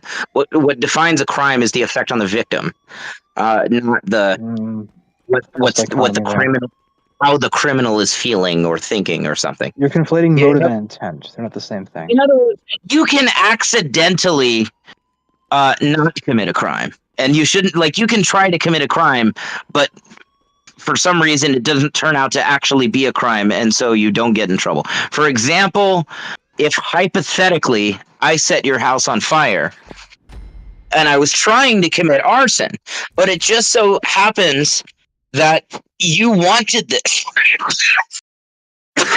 You actually wanted. You'd been praying that your house would be set on fire. I don't know. And then I did it. GTA I is have not committed weird. a crime now, and I shouldn't be punished. This damn game. Because whether criminality has taken place, it depends on the will of the victim. Don't worry, I'm gonna restart and then I'll invite you again. Yeah, I super disagree with that. But the thing with that would be, is it possible to I buy agree the suppressors? motive doesn't shouldn't matter much when it comes even in terms of sentencing. Like I agree that we shouldn't have. Yeah, I'd be cool if I could, though. I don't know. Let me see. Horrible, violent crimes or other crimes that victimize people. Because we shouldn't have virtually any extra punishment because of the fact that they targeted them for whatever characteristic. I completely agree with that. I've heard other people make that. My new mansion, bro. Those kind of laws don't even make sense. That's not the thing, though. When you talk about intent, like in the. I mean, I'm not trying to appeal to legal. I'm just trying to use the legal system's framework is I think on independent grounds good enough, and it's kind of a good, useful analogy to use here, right? So like, awesome shit, the one I'm talking about intent, I'm talking about in that sense, like what you're trying to do, not why you're trying to do it. Like to use an example, to use a similar example. I'm trying to get those. If you're committing genocide, it doesn't matter why you're trying to do it. It matters what you're trying to do. So, for example, if you are trying to like if you're trying to commit a genocide because you think this group is a threat, to hustle for one you don't like the group for whatever arbitrary reason, or if you need help selling, I'll help you. Take their land. Just anytime you need help selling, why you want to do it is irrelevant. I'm online. Even if you have like reasons that are like I don't care. I'll help you sell. Evil, it's still a genocide, and you should still be punished for doing it. That's what matters. Like I'm a grinder, bro. I don't really care what I do in this game. You know, like the motive is less is overemphasized, but the motive and the intent are two distinct. Why do you want to? Do you need help selling? I have a bit of a nitpick here. Sure. Bit of a nitpick here. I think genocide is, in a sense, defined by motive. That is to say, genocide means the murder of an ethnic group. Check my YouTube. Generally speaking, and when if I'm you live, say that somebody committed genocide, what you're saying is that they targeted a particular ethnic group and, sought to exterminate them. And just get the shit. So get the everything. The crime here wouldn't be what genocide. I think you should do is get everything. Would be mass murder. Do your heist first.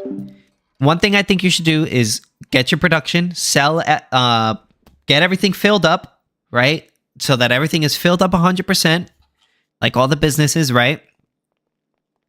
Or at least the ones that you can sell passively or something like that, and then we can sell them all at once for you. I'll help you sell them all at once for you, and then you can make a lot of money. That's what I'm doing right now. Like, I'm gonna go into this passive business, and I'm going to just fill up my my shit, and then I'm gonna make it get all the way up, and then I'm gonna find somebody to sell it with me. But like, what your motive isn't the thing. Your motive, the motive, can be for a variety of things. What you have to be trying to do is commit the destruction of the group in whole or in substantial and identifiable part. Like, for example, if you want to destroy Palestinians, you could take a substantial and identifiable part being the people in Gaza. If another country is trying to, like, basically wipe out Gaza, see, I got a lot of my shit full. The Gazan people's destruction, whether it's through mass murder or through mass almost everything full, or making them all basically starve slowly or whatever the exact method is, that would be a genocide. If you were to just, but like, if you for example, you don't have to want to wipe out every single Palestinian in order to be committing a genocide. Do I got to be outside to call him? Like, I mean, like, on a moral level, sure, like, the genocide is a particularly depraved crime, but mass murder should be like, your punishment should be the same. You should get executed for mass murder, whether you're, doing it for genocidal reasons, or whether you're doing it because you're mad that a group of people who aren't an ethnic group or or any other groups, they one of them maybe, like, gave you the wrong kind of drink or whatever other. Good. Now I got all my stupid reason production going. Once hopefully I can get all that shit all the way up to in practice 100%, and then we can maybe sell with each other. Yeah, I think it's fair to to murder mass murderers, certainly. Mass murder. Well, it wouldn't be murder. Yeah, I just thought of that. Yeah, to execute mass murderers. The only problem I see with that is that now they can't benefit the victims. The living victims anyway. Are dead. Well, not inherently. That is to say, okay, for example, you look at Hitler. In the case of Hitler, yes, many of, like, let's talk. It's Hitler in 1945. He's in a bunker in Berlin. He has not yet died, right? And it's an alternative history where instead of killing himself or perhaps fleeing into Argentina, he's been caught by the Russians, right? The Russians they're sacking Berlin. If I did, I think I bought it because I bought security and everything. Wait, how? How do you do it? At that moment in time, there were millions of Jews. There were millions of Jews that, not just Jews, of course. There were millions of people that were dead consequent to Hitler. Most of which being straight up murder. Now, there were also many people that had lost loved ones to his murder. Got you. That's a living victim. And B, were killed, but were aggressed against by his henchmen. For example, those who had been enslaved in work camps.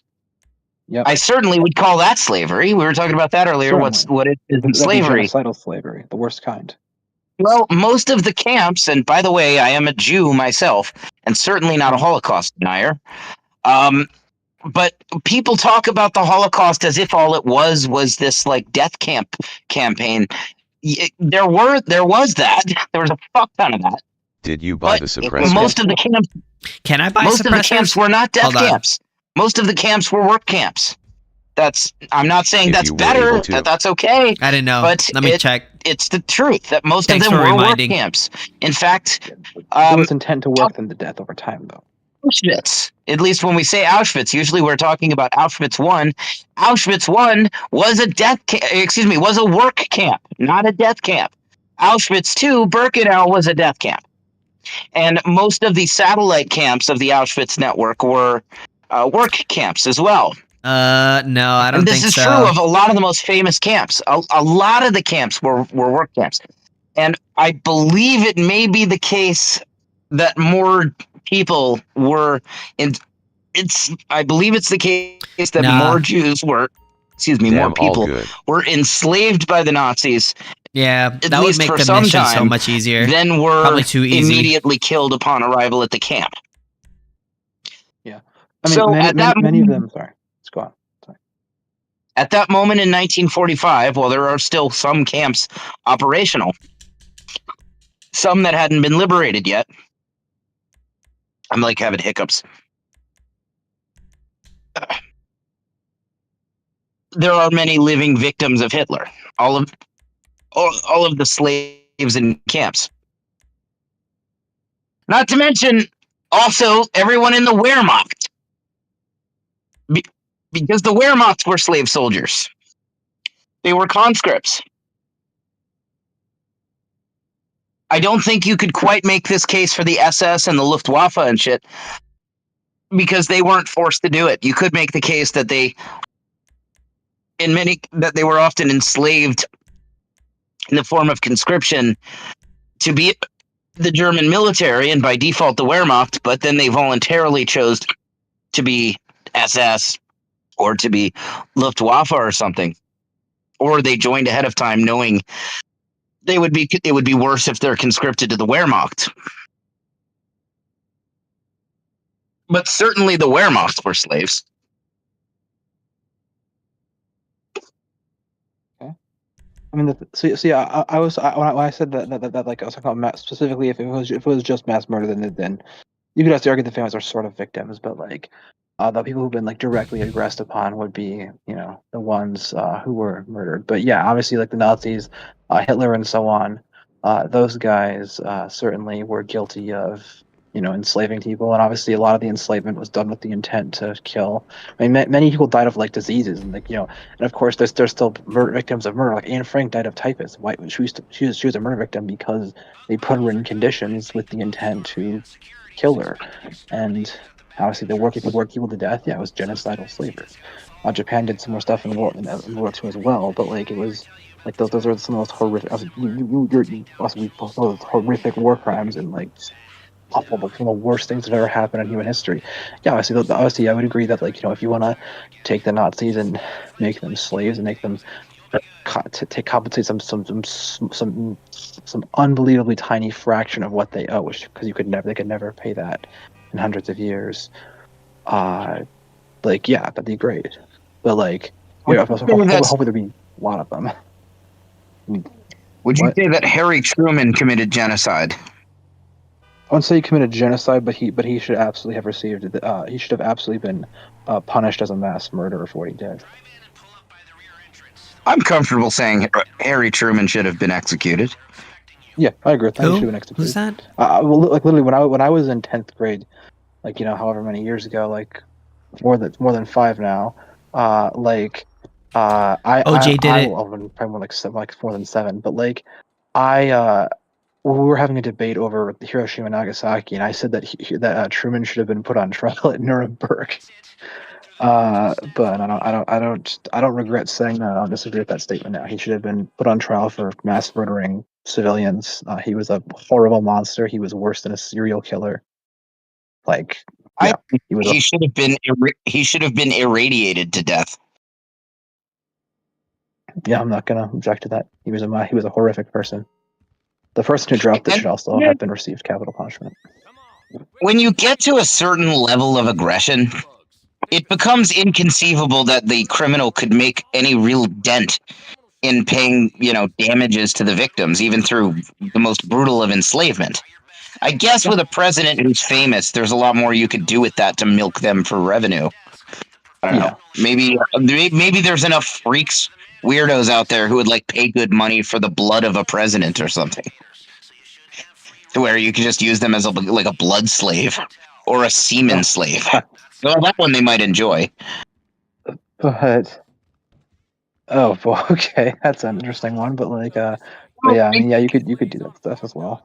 But I mean, Okay. yeah, I would also I also kind of was originally like saying like why I want to execute mass murders because it's like you've just done some. I agree. It's just, you've done something that's just like so bad. It's like yeah, I kind of agree. I guess I'm okay with enslaving the Nazis. But like honestly, I want to execute the fucking honestly all murderers. To be honest, I'm not just like the last one. I want to execute them. They're across a certain level. Like just execute. If you only kill one mass person, if you only murder one person, then you being kept alive as a slave can do a lot of good for the people you've hurt that are still alive. You know, the loved ones of someone you've murdered, right? And even if even if you murder two people, you as a slave can still make a tremendous difference in benefiting the families of your victims.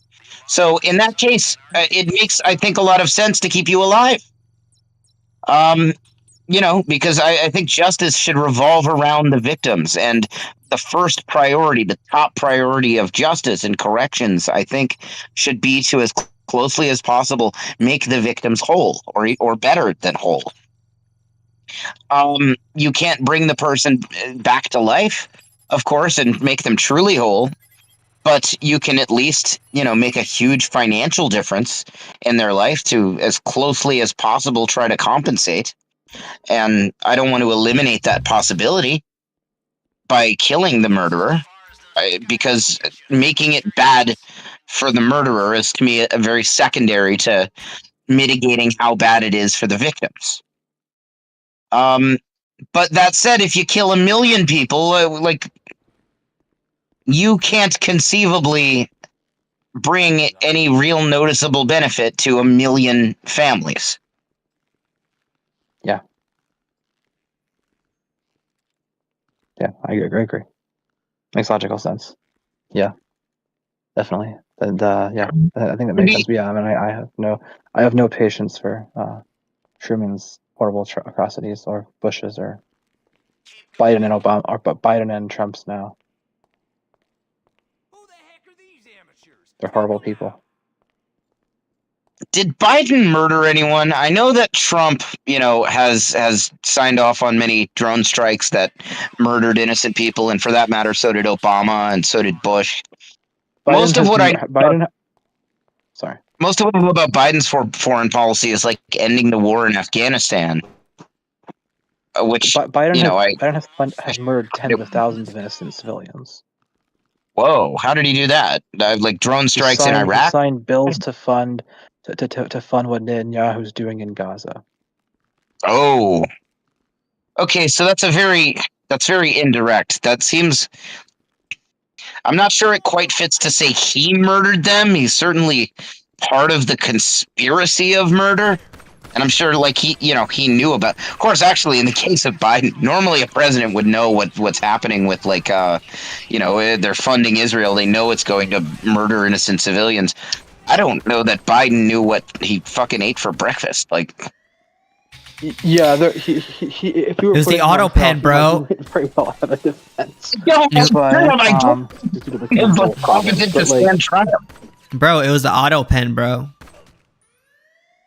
Yeah, but like, I mean, the thing with that one is like, yeah, he might have a legitimate defense. Like, honestly, like, I'm not.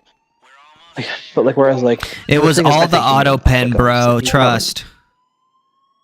The thing is, the thing with Biden is that he, like Biden and Trump, they funded. They knew Israel was like, you know, mass slaughtering civil. They probably thought it was justifiable, but like, this was at least tens of thousands of deaths. Could have been more if you count they might not have foreseen the indirect death part, but like, again, probably at least tens of thousands of people. Like, it's horrific. I mean, Jeffrey, and it's through methods that are certainly crueler than what a lot of serial killers do, and certainly it's higher than any number of serial killers in the world. So like, yeah, I would consider, assuming he knew. I think he probably had enough where he had at least at some points knew what he was doing. He would therefore be comparable to a serial killer, and worse than one indeed.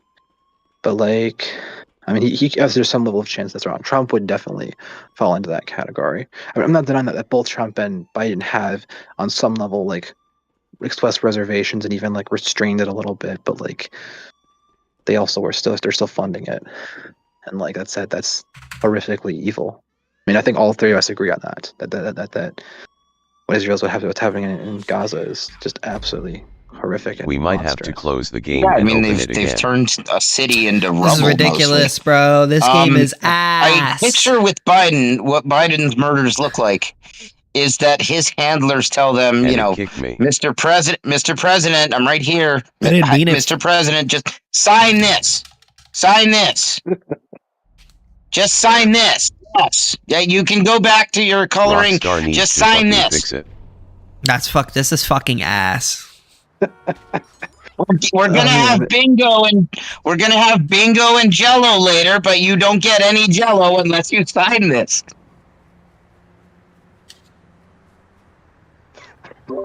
Honestly, I don't even think he even signed it. Honestly, I think they used an auto pen.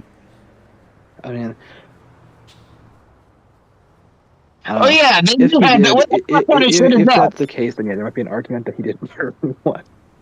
If he was just mentally ill and didn't know what he was doing, I obviously would agree that he went. You couldn't blame him. Even in the hypothetical situation where we had like some kind of ex post facto law, but like, outside which isn't gonna happen, and I'm kind of glad that it's not gonna happen. But I think we're about ex post facto laws, the idea of problem. But in general, I would agree that like he's a mass murderer. He's a terrible person. Assuming he knew what he was doing, which to be fair, he may not have. I think he did. I've seen him give enough speeches on Israel where I think he probably had some idea of what he was doing, even if he wasn't like fully competent in all the cases. He used an auto pen. He might have not known enough. He might not have known as much. Like it's plausible that he didn't know exactly what he was doing. Biden was more competent than Trump Bush. Trump did what? Yeah. I said Biden was less competent than Bush. Bush was kind of ridiculous. Yeah. Actually, Bush was fucking hilarious. Bush was like, are you old enough to remember Bushisms? Bathroom, BRB. Yeah. I was like I was in kindergarten when Bush was no longer president. For kindergarten to first grade was when Bush stopped being president for me. I was in kindergarten when he was first elected. Or about that. A little bit younger than you. Yeah. I don't have any significant memory of Bush. I remember seeing him on TV once. I remember hearing about Obama winning the election. That's really, obviously I know my parents liked Obama better than Bush. That's really my knowledge of my memory of Bush. I have more knowledge now because I heard more about it. And, yes, I knew there was a war going on. I didn't know anything about it, but like I did know that the war was happening.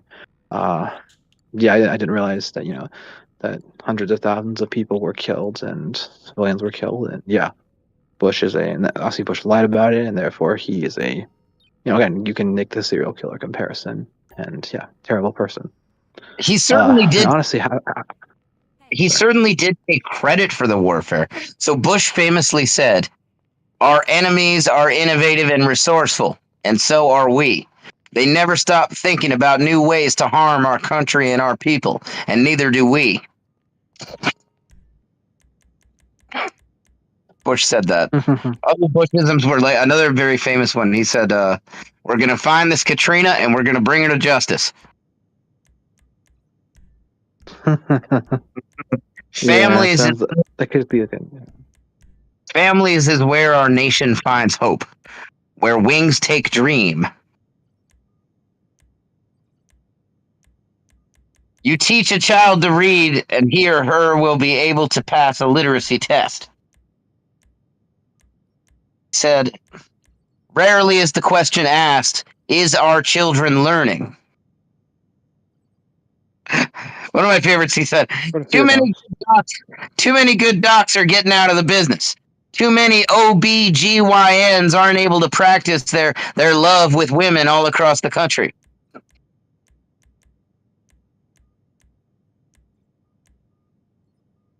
Weird See, guy. in my line of work, you got to keep repeating things over and over again for the truth to sink in, to kind of catapult the propaganda. There's an old saying. Sounds like he messed up a lot. There's an old saying. I saw him condemn Putin's. I saw him condemn Putin's unnecessary war in Iraq at one point online. He was like, "Oh well," and then he saw the error and was like, "Oh well, Iraq too," but he meant Ukraine. That's hilarious. There's an old saying in Tennessee, and I know it's in Texas, probably in Tennessee, that says, "Fool me once, shame on you. Fool me, you can't get fooled again."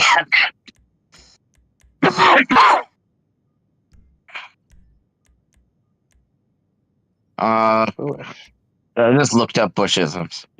He says, one of the great things about books is sometimes there are some fantastic pictures. I think I get the point.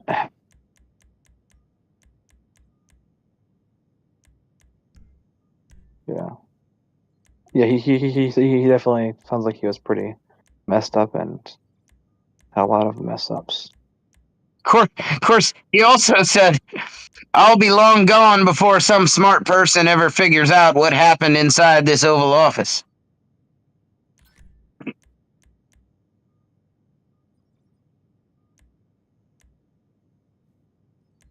All right. But yeah. That's like sketch. Do you think he knew about 9/11? Probably. He probably did. I don't know anything about it. I think he did. I think it smells inside jobby to me. The physics are sketchy. I'm not going to be arrogant enough anymore to say that they absolutely couldn't have gone as we're told, but it is sketchy, at least. I'll say that. It smells funky. It smells like CIA to me. It smells like bitch in here. Dude, is that 94 mil? Nah. I just don't know if they would have. I don't know if Bush would have been in on it, though. I think they might have learned their lesson with Operation Northwoods, that, don't let it get all the way to the president and give the president discretion, because Kennedy shot down Northwoods. So why would they give Bush the opportunity to shoot down 9/11? 9 mil, nice. I had 30 million in this game before I bought a fucking mansion that cost me $20 million. Pass me some of that cheese, bruv. XD. Who's that? Who just joined us? Hakan. Hakan. What's that? Hakan. Hakan? Yeah, what's up? Well, howdy. What do you know about anarcho-capitalism? I'm loaded in. I know a fair bit. What do you think? Do you have any question? Are you one? Yes. I am. I'm the anarcho-capitalist. Did you say why? It's kind of racist. Yeah. I could give moral reasons and I could give economic reasons. Pick your poison. Moral reasons. Sure. I think that the initiation of force against the person or property of an innocent is inherently wrong. That is, to act on somebody else's body or property against their will when they have not imposed harm or consented is wrong. And if you apply that principle consistently, that, non-aggression principle, well, that inherently places you at odds with the state. Okay. The state is compatible with that principle. Do you think persons have certain duties in virtue of having certain relationships between different persons? It's too kind of broad of a question, but I could narrow it down a little bit and say, I think, for instance, if me and you have a contractual relationship that says, I am your doctor who's going to come on your ship with you and, provide for your, the care of you in the event of a medical emergency, and you pay me to do it, and, we have a contract and so on, and then I go on, you pay me, and then I'm on your ship with you, and you're now having a medical emergency, I can't just go like, well, I don't feel like it, fuck you, and get off the hook. I've obliged myself to. I have a duty in this scenario because I've consented to it. You could also say that if let's say you're some stranger on the street, I walk up and I punch you in the face and I knock your teeth out. At minimum, I have a duty to pay your medical bill, your dental bill. Yeah. So you can incur a duty. You don't have an inherent duty. I would extend it to that you have certain duties to the people close to you. You have certain duties to the place in which you were born. You have certain duties to do certain things. And I think any duty that does not require consenting to the duty, either through direct consent like a contract or through damages where you've done a harm, would be slavery. That is to say, for me to say you have some duty to me based on something you had no control over, such as where you're born or the born relationship you had with me or something like that, is for me to say you are my slave. Okay. Well, do you think that you have a special sort of duty to care for your parents, even though you didn't consent for being born by your parents? No, I don't. Well, that would be, like, for me, that would be morally bankrupt to say that you don't have a certain duty towards your relatives or parents. Personally, I intend to care for my father in his old age, and I do not intend to care for my mother in her old age. Yeah, but I think that's like a moral evil, and I think that may be. You've never met my mother. You don't know my mother. No, but I mean, even if a person is evil, you should still like wish them well and treat them with dignity, right? I'm not going to go murder. I'm not going to go murder her. I just minimized my association with her. I'm certainly not going to give her anything. Yeah, I understand, but I mean, even because she's your mother, I think you still have certain duties towards her. Like, if she's in need, I still think you should help her, right? For example. So I think this may be the underlying like issue here, that we see duty as like way differently. I think there is inherent like ties, and I would just parents and relatives is one example. I would obviously extend it to that you have certain duties to the country you are born. So, for example, you have a duty to abide by the law of your country. You have the duty to pay your taxes to the country you're in. These types of things. And as you can imagine, I strongly disagree with all of that. Can you substantiate first of all, even the concept of a country? I don't believe in the concept of countries. Can you substantiate that premise? That is to say, can you prove countries, that there is truly a such thing beyond arbitrary social construct, lines drawn on a map? I mean, that's a interesting question. So what would it even mean to prove that a country exists beyond just the factual state of the world that there currently exist countries? Like what? Well, what it would mean is, and I don't know how this can be done, I don't think it can, but I think it would have to be done. Can you prove that within some particular geographic territory, you have a particular ethical obligation that is somehow derived from the logical abstract, a moral duty to people within a particular geographic region that would not be applicable to people a mile outside of that region, but is applicable within that region? Whether with some form of like praxeological deontology or something, I have no idea how that could be accomplished. I don't think it can be. But I also don't think countries are substantiated. I think they're purely It's always more interesting when you get in Sithis. Popular political mythology. You need more videos like this. Do you agree that humans inherently also notice you have more average views on WoW streams? A human being, or was it Plato that said that a human being is a political animal? Do you agree with that axiom? That no, you don't agree. Yeah, because whenever we have this discussion, I'm always sensing some like fundamental. Thank you. So So why would you disagree about that? Because obviously, throughout history, humans have a tendency for community and complex organization of human resources and into these social structures. Yeah, it seems like people like to watch me play World of Warcraft more than my gripe is with the word political in this case. I do not deny with the premise that humans are a social animal. But I would say that that doesn't make us a political animal. I think of political to have maybe a more narrow definition than Aristotle may have.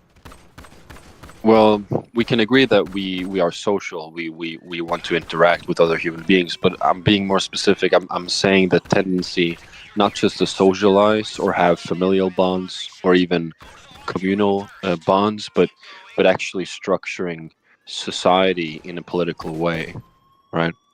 Well, but that's not inherent, though. In other words, I think of structuring society in a political way. By default, I jump to thinking of the state. I'm going to play whatever I want to play. But the state is not an inherent feature of human society. There have been many societies that didn't have states.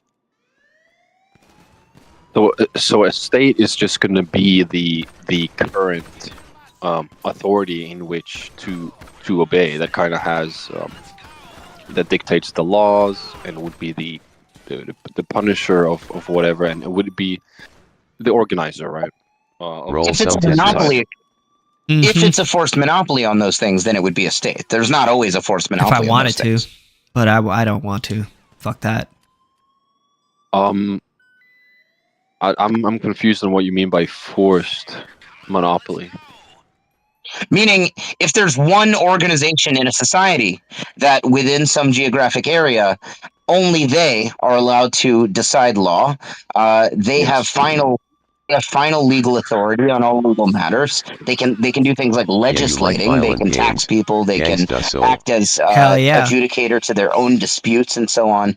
Meaning they're privileged to do things that nobody else in that society would be allowed to do. Then you have a state. But that's not something. Finally, it worked. So what finally, you just this is the third time we tried playing this heist and it fucking broke. That some are in power and has that authority is what I would argue is a tendency in human beings that is inherent, because throughout history that always seems to occur. No, not always. There have been many societies that didn't have any authority. That is to say, that didn't have what we just described. I mean, you could say there's all kinds of, a doctor has authority in a sense, and many kinds of authority. But when we're talking about like a ruling organization, though, that doesn't always pop up. That's incidental. Some societies have it, some don't. Okay, but a society would be more than like tribes, right? I'm talking about like after the agricultural revolution, when people started to structure. I really hate grabbing the money in this game. It's really annoying. You have to like thousands, fucking tap. Right, there are societies in the tens of millions of people that didn't have anything resembling a state. Go for the money. Just go for the money. Go for the money. Go for the money. A ruling body. Which society? What society would that be? For example, Zomia, or medieval Ireland, or medieval Somalia, or much of, not all of. Wait, hold on. Go ahead. Hold on. Let's do one at a time. Did you say medieval Ireland? Yes. Prior to conquest by Oliver Cromwell in the 17th century, when much of Ireland, often most of Ireland, was operating under the Brehon legal system, where there was no government, there was no monopoly organization that rules over anybody.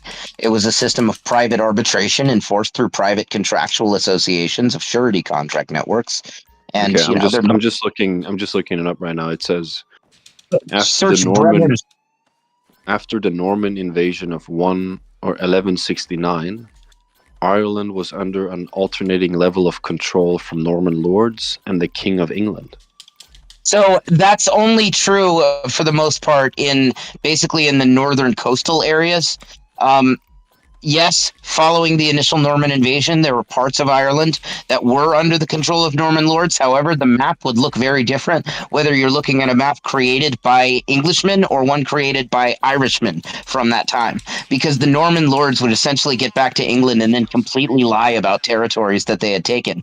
And the way we know that is because there's plenty of records that show they're still practicing the Brehon law, not English law. And they're not paying taxes to the English lords. And they're not in any way complying with the English in many of the parts of Ireland that the Norman lords had claimed. However, there are some parts that the Norman lords did successfully conquer, mostly in the northern coastal areas. But then much of Ireland was still practicing the Brehon law, which was a private legal system that no one was in charge of it. There was not a state. And anywhere that they're practicing the Brehon law is what I'm referencing. I'm not talking about those that the Normans had successfully conquered. And it wasn't until the 17th century under Oliver Cromwell that the British gained any consistent control of all of Ireland. The Irish Tuatha fought tooth and nail, and they were largely successful for about 520 years in resisting the British. Or I should say resisting it's before they were the British, but you know what I mean. England. Yeah, it says they had alternating levels of control from either Norman lords or the King of England. Excuse me. Whatever you're looking at, if it is claiming that all or most of Ireland was under the control of Norman lords and or the King of England following the 1160s, that's not true. Parts of Ireland absolutely were, chiefly the northern coast, but much of Ireland most of Ireland was still practicing Brehon law all the way up until Oliver Cromwell. And I didn't realize wherever they're practicing the Brehon law is what I was referencing. I'm not talking about the areas where the English did have the control. Yeah. This situation was transformed by the intervention in these conflicts by Norman mercenaries and later the English crown. What the After their successful conquest of England, the Normans turned their attention to Ireland. There we go. Ireland was made a lordship of the King of England, and much of its land was seized by Norman barons. With time, Hiberno-Norman rule shrank to a territory known as the Pale. No way. From Dublin to Dundalk. The All right, that's the last time I'm doing that heist. heist. Country became Tonight. Gallicanized. Yeah, I think whatever you're looking at is definitely an English source. It's a Wikipedia article. That is fucking annoying, dude. And this Wikipedia article seems to have been written by some kind of English historian and not an Irish historian, essentially. I would cite the work of Joseph Pedden. I know, bro. This is like the third time this has happened today. Who isn't simply taking the word of English and Norman lords as gospel, because they were notorious liars. This shit is frying me. In fact, I don't know if he's still alive, but if so, I may email and encourage him to go visit that wiki. This is seriously annoying. Perhaps edit it. But anyway, that was one of several examples I was giving to illustrate the premise of societies where millions of people do not have a ruling regime involved. Whatever. Do you need help selling anywhere that or something? They're practicing the Brehon law, then this was applicable. There was no ruler in the Brehon law.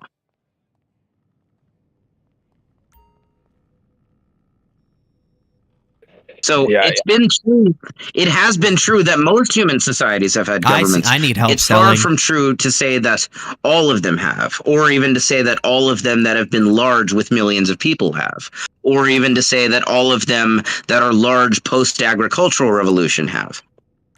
Maybe need help getting a few It seems like it's either that or I can help. They just had like an unstable state, and they had like a bunch of different dudes fighting for power. That's what it seems like. That's also not true. There have been societies that had relatively stable and peaceful and civilized anarchy for centuries at a time. No, that's never happened. That has happened. I've written extensively about it. Zomia is a very prominent example. That one's about 2,000 years of anarchy. Zomia? Zomia, yes. What is that? So on Zomia, Zomia is a very large area, spans across 5 countries, but it's not delineated by political lines because they didn't have political lines.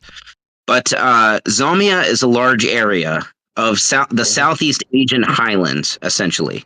It's the hills. It's the high elevation areas of I should say. It's a continuous span of Southeast Asia. It goes across a little piece of China and part of Laos, part of Thailand, part of Vietnam, little piece of India, tiny little piece of India, and part of Myanmar.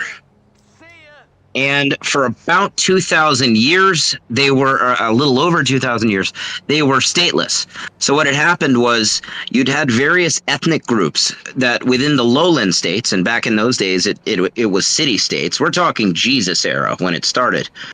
You had lowland city states, and various peoples within those city-states were being oppressed by the city-state governments for various reasons, such as the Karen people and the Hmong people and the Lahu people. And they began to flee to the hills. The hills, that is the mountainous region, was beyond the reach of the armies of the lowland states. So they weren't able to assert control over those people. And over time, those people began to congeal into what became a very large society of different groups that were just fleeing the control of governments. And they intentionally established a stateless society, a populace, up to about 100 million people that were living in a state of anarchy. And this was a diverse group. Of course, they were all Asian, but they were different groups of Asians and that spoke different languages. And they did engage in trade with each other and so on. You would, generally speaking, you would have like a Lahu village over here and a Karen village over there. But they were in constant trade and social relationships with each other.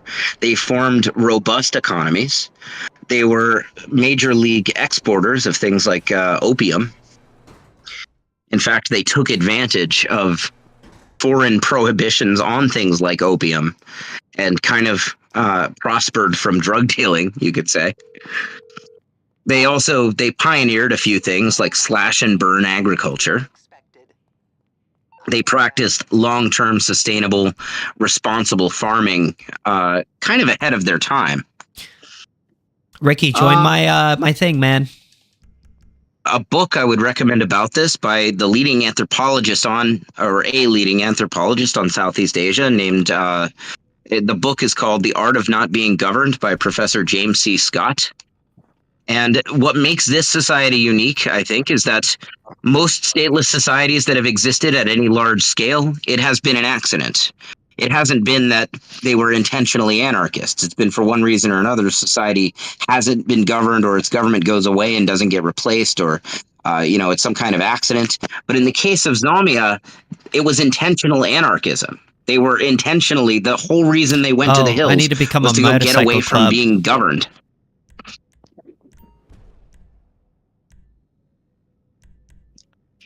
And now it is true, of course, as you can imagine, in a society of up to 100 million people, that's the highest estimate, is about 100 million at a given time, that sometimes there were scuffles. I'm not saying everybody was constantly in kumbaya, but they weren't having anywhere near the level of, interstate warfare and bloodshed that was happening throughout most of the rest of the populated world at that time, including the rest of Asia at that time. In other words, it was, relatively speaking, a very tranquil place. Not relative to a modern well-off suburb or something, but relative to what the options were back then. Was the name Zomia or something? Zomia, Zomia, yes. And the book that goes most in depth about this is The Art of Not Being Governed by Professor James C. Scott, who, unfortunately, he died not long ago. And while you're at it, if you're curious, the other society I referenced, which is not quite as clean as Zomia, Zomia is very, you could say, clean of an example. It was unequivocally stateless. Essentially, all of it was. But one that is less clean, but still also rhetorically and conceptually useful, is medieval Somalia. For a little over 1,000 years, about 1,050 years, most of Somalia, not all of it, but most of Somalia was stateless. They were effectively practicing anarcho-capitalism. They'd never heard of it, of course, but that is, in effect, what they were doing. Their legal system was not the product of a government. It wasn't something that resembled a state. It was the Zir system, which was a system of arbitration, similar in model to the Irish system of the Brehon law. The Zir law was the Somali customary law, and those who were adjudicating disputes were Zir arbitrators. They're selling the service of dispute resolution. There's no mandatory monopoly. It's not like you have to bring your case before the state. They don't have a jurisdiction. Rather, two disputants choose a particular arbitrator to bring their dispute before, somebody who's simply operating on the division of labor on the market.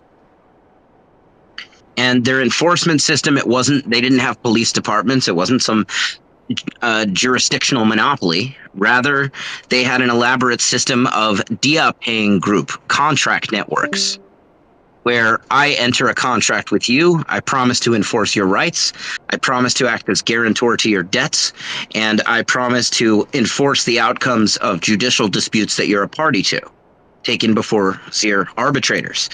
And you promise me the same thing in return, and we have an extended network of people. The dia paying part, that references the payment of your liabilities. You promise the same thing in return, so it's it's almost like a mixture between security service and insurance service, which we also found in the Irish Brehon system. There does seem to be an inherent and economic link, I think, between private indemnification and private physical protection. Now, there were some parts of Somalia, I have to point out, you'd very quickly find this, there were certain parts of Somalia that at different times were under the control of various sultanates, and the sultanates were essentially micro-states. So I'm not talking about those parts. Their control was limited in scale and generally temporary. It's not like, they have this ongoing regime for forever. So I was carefully wording it when I said that most of Somalia was stateless for most of the time, for about 1,050 years. Up until you had various basically colonial invasions in the 1800s, and then ultimately an international trusteeship in the middle of the 20th century, which leads ultimately to the takeover of the communist Siad Barre administration, and that's what plunged Somalia into just chaos and thorough poverty. They'd actually, believe it or not, during the stateless period, Somalia, particularly their coastal port cities, had been some of the wealthiest cities in all of Africa at the time. I'm not saying that is strictly because they were stateless. They also had a geographic advantage of being situated right there in proximity to the Indian Ocean. So they could easily engage in international shipping, dealing with traders in India and Europeans using the Indian ports and so on. So they were major exporters of things like cattle and dried beef products and, myrrh and frankincense and a bunch of other stuff. What about just smelly dirtbags? That was kind of an interesting one because this was an instance of private law. I'm gonna head out, but thanks for the talk. Oh, okay, sure. Well, you have a nice night then.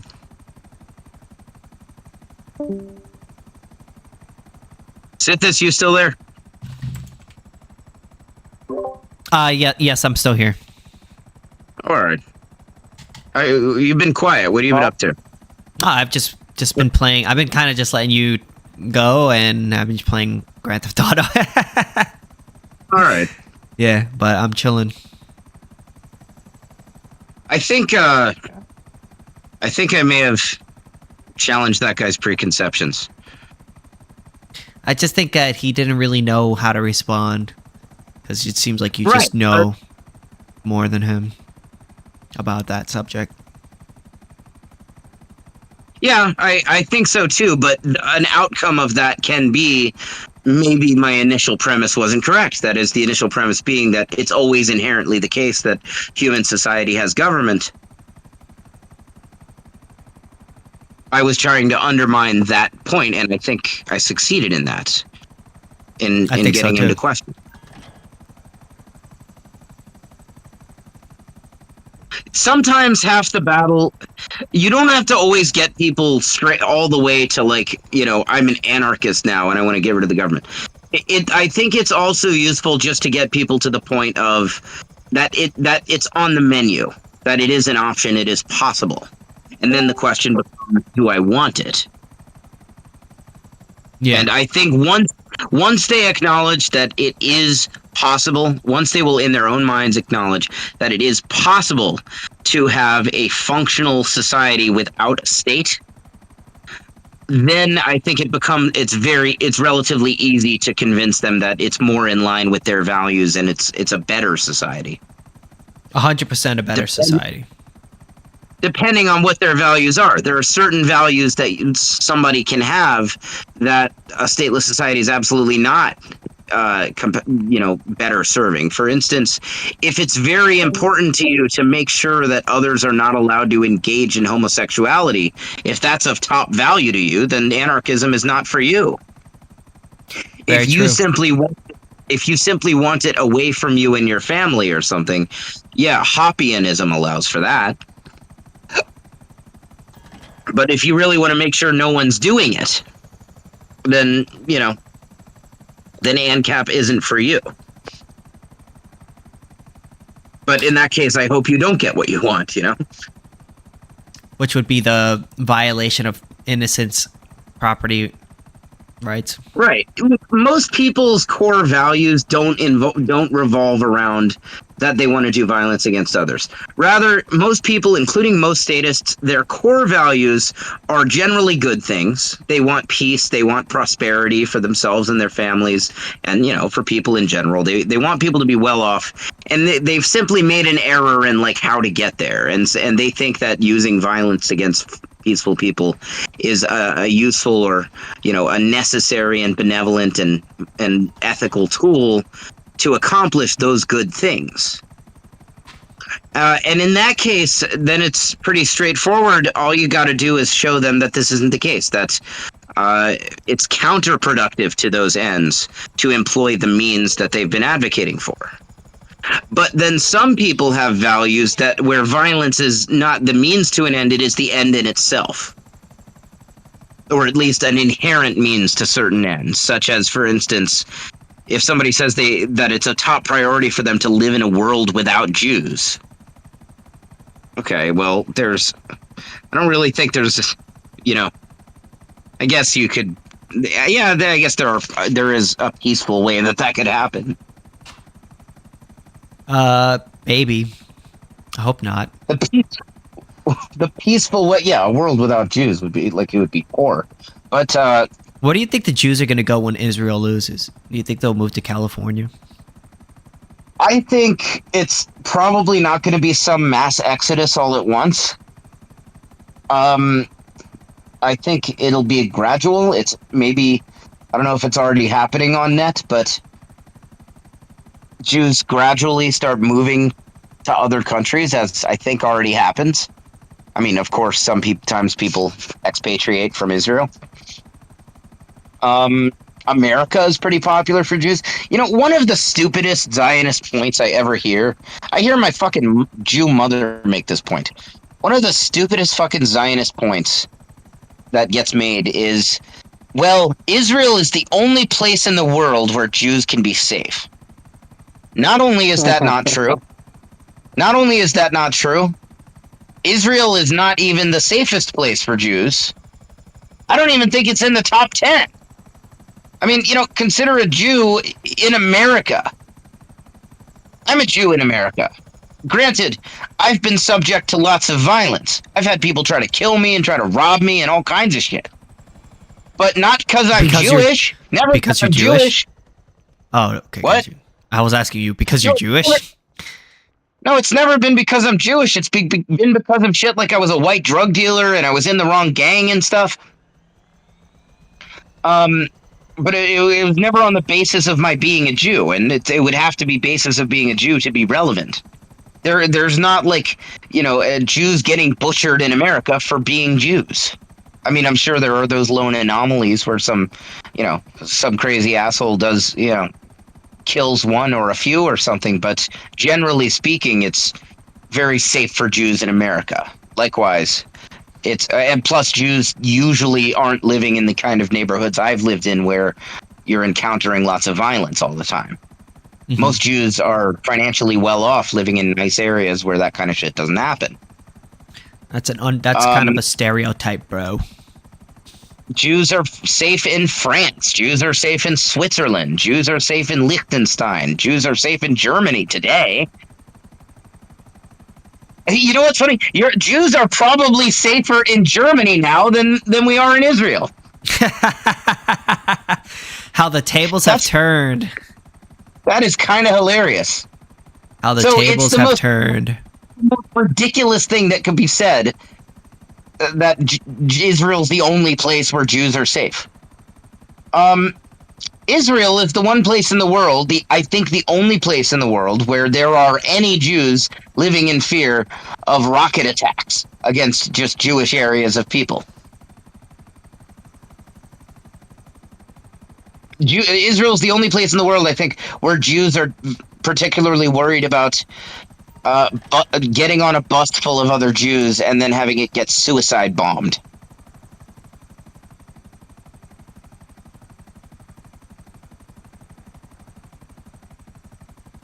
I don't think it makes Jews safer to have like this, settler colonial state where there was already an indigenous population there, and you're, kind of forcibly displacing them and relegating them to second-class citizenship and creating big open-air prisons for them and so on, and, subjugating them and moving your own people in. That doesn't seem like a safe setup for a country. I would think the outcome of that is going to be rocket attacks and shit, and that is the outcome.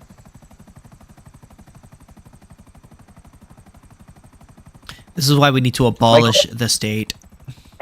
This is absolutely no defense of Hamas or apologetics for Hamas. I think Hamas is as bad as the IDF. They're just less effective about it. Yeah, I believe in a no-state solution. Yeah, you're preaching to the choir on that. But so this is no defense of Hamas to say this. What Hamas does, the terrorism against innocent Jewish civilians in Israel, is absolutely the obvious, predictable result of the project of Israel.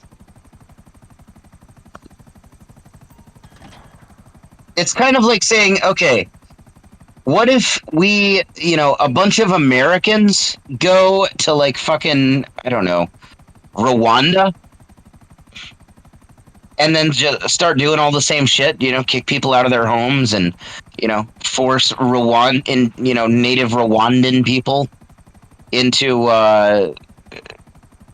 specific like Rwanda people ghettos surrounded by a big fence with military checkpoints and shit, and, those who aren't in there are still very much subjugated, and a bunch of them are getting killed and removed from their homes and shit.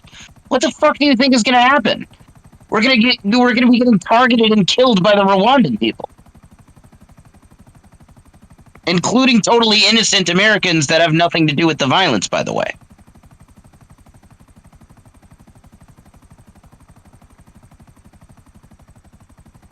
Tax returns.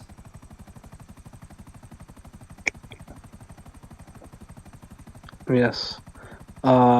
Hoppe correctly states that that the proper attitude with Israel and Palestine is the leaders of Hamas and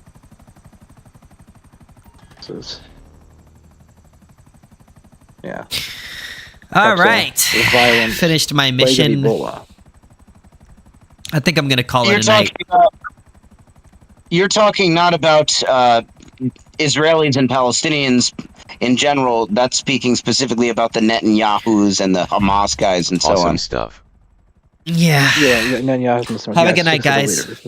I have no malice. Have a good night. Good night, my dude. Yeah, it's just getting really late for me. It was fun playing. Maybe if I'm back on tomorrow and you see me, maybe we could get through that heist and it not break on us. That would be good. Have a good night, man.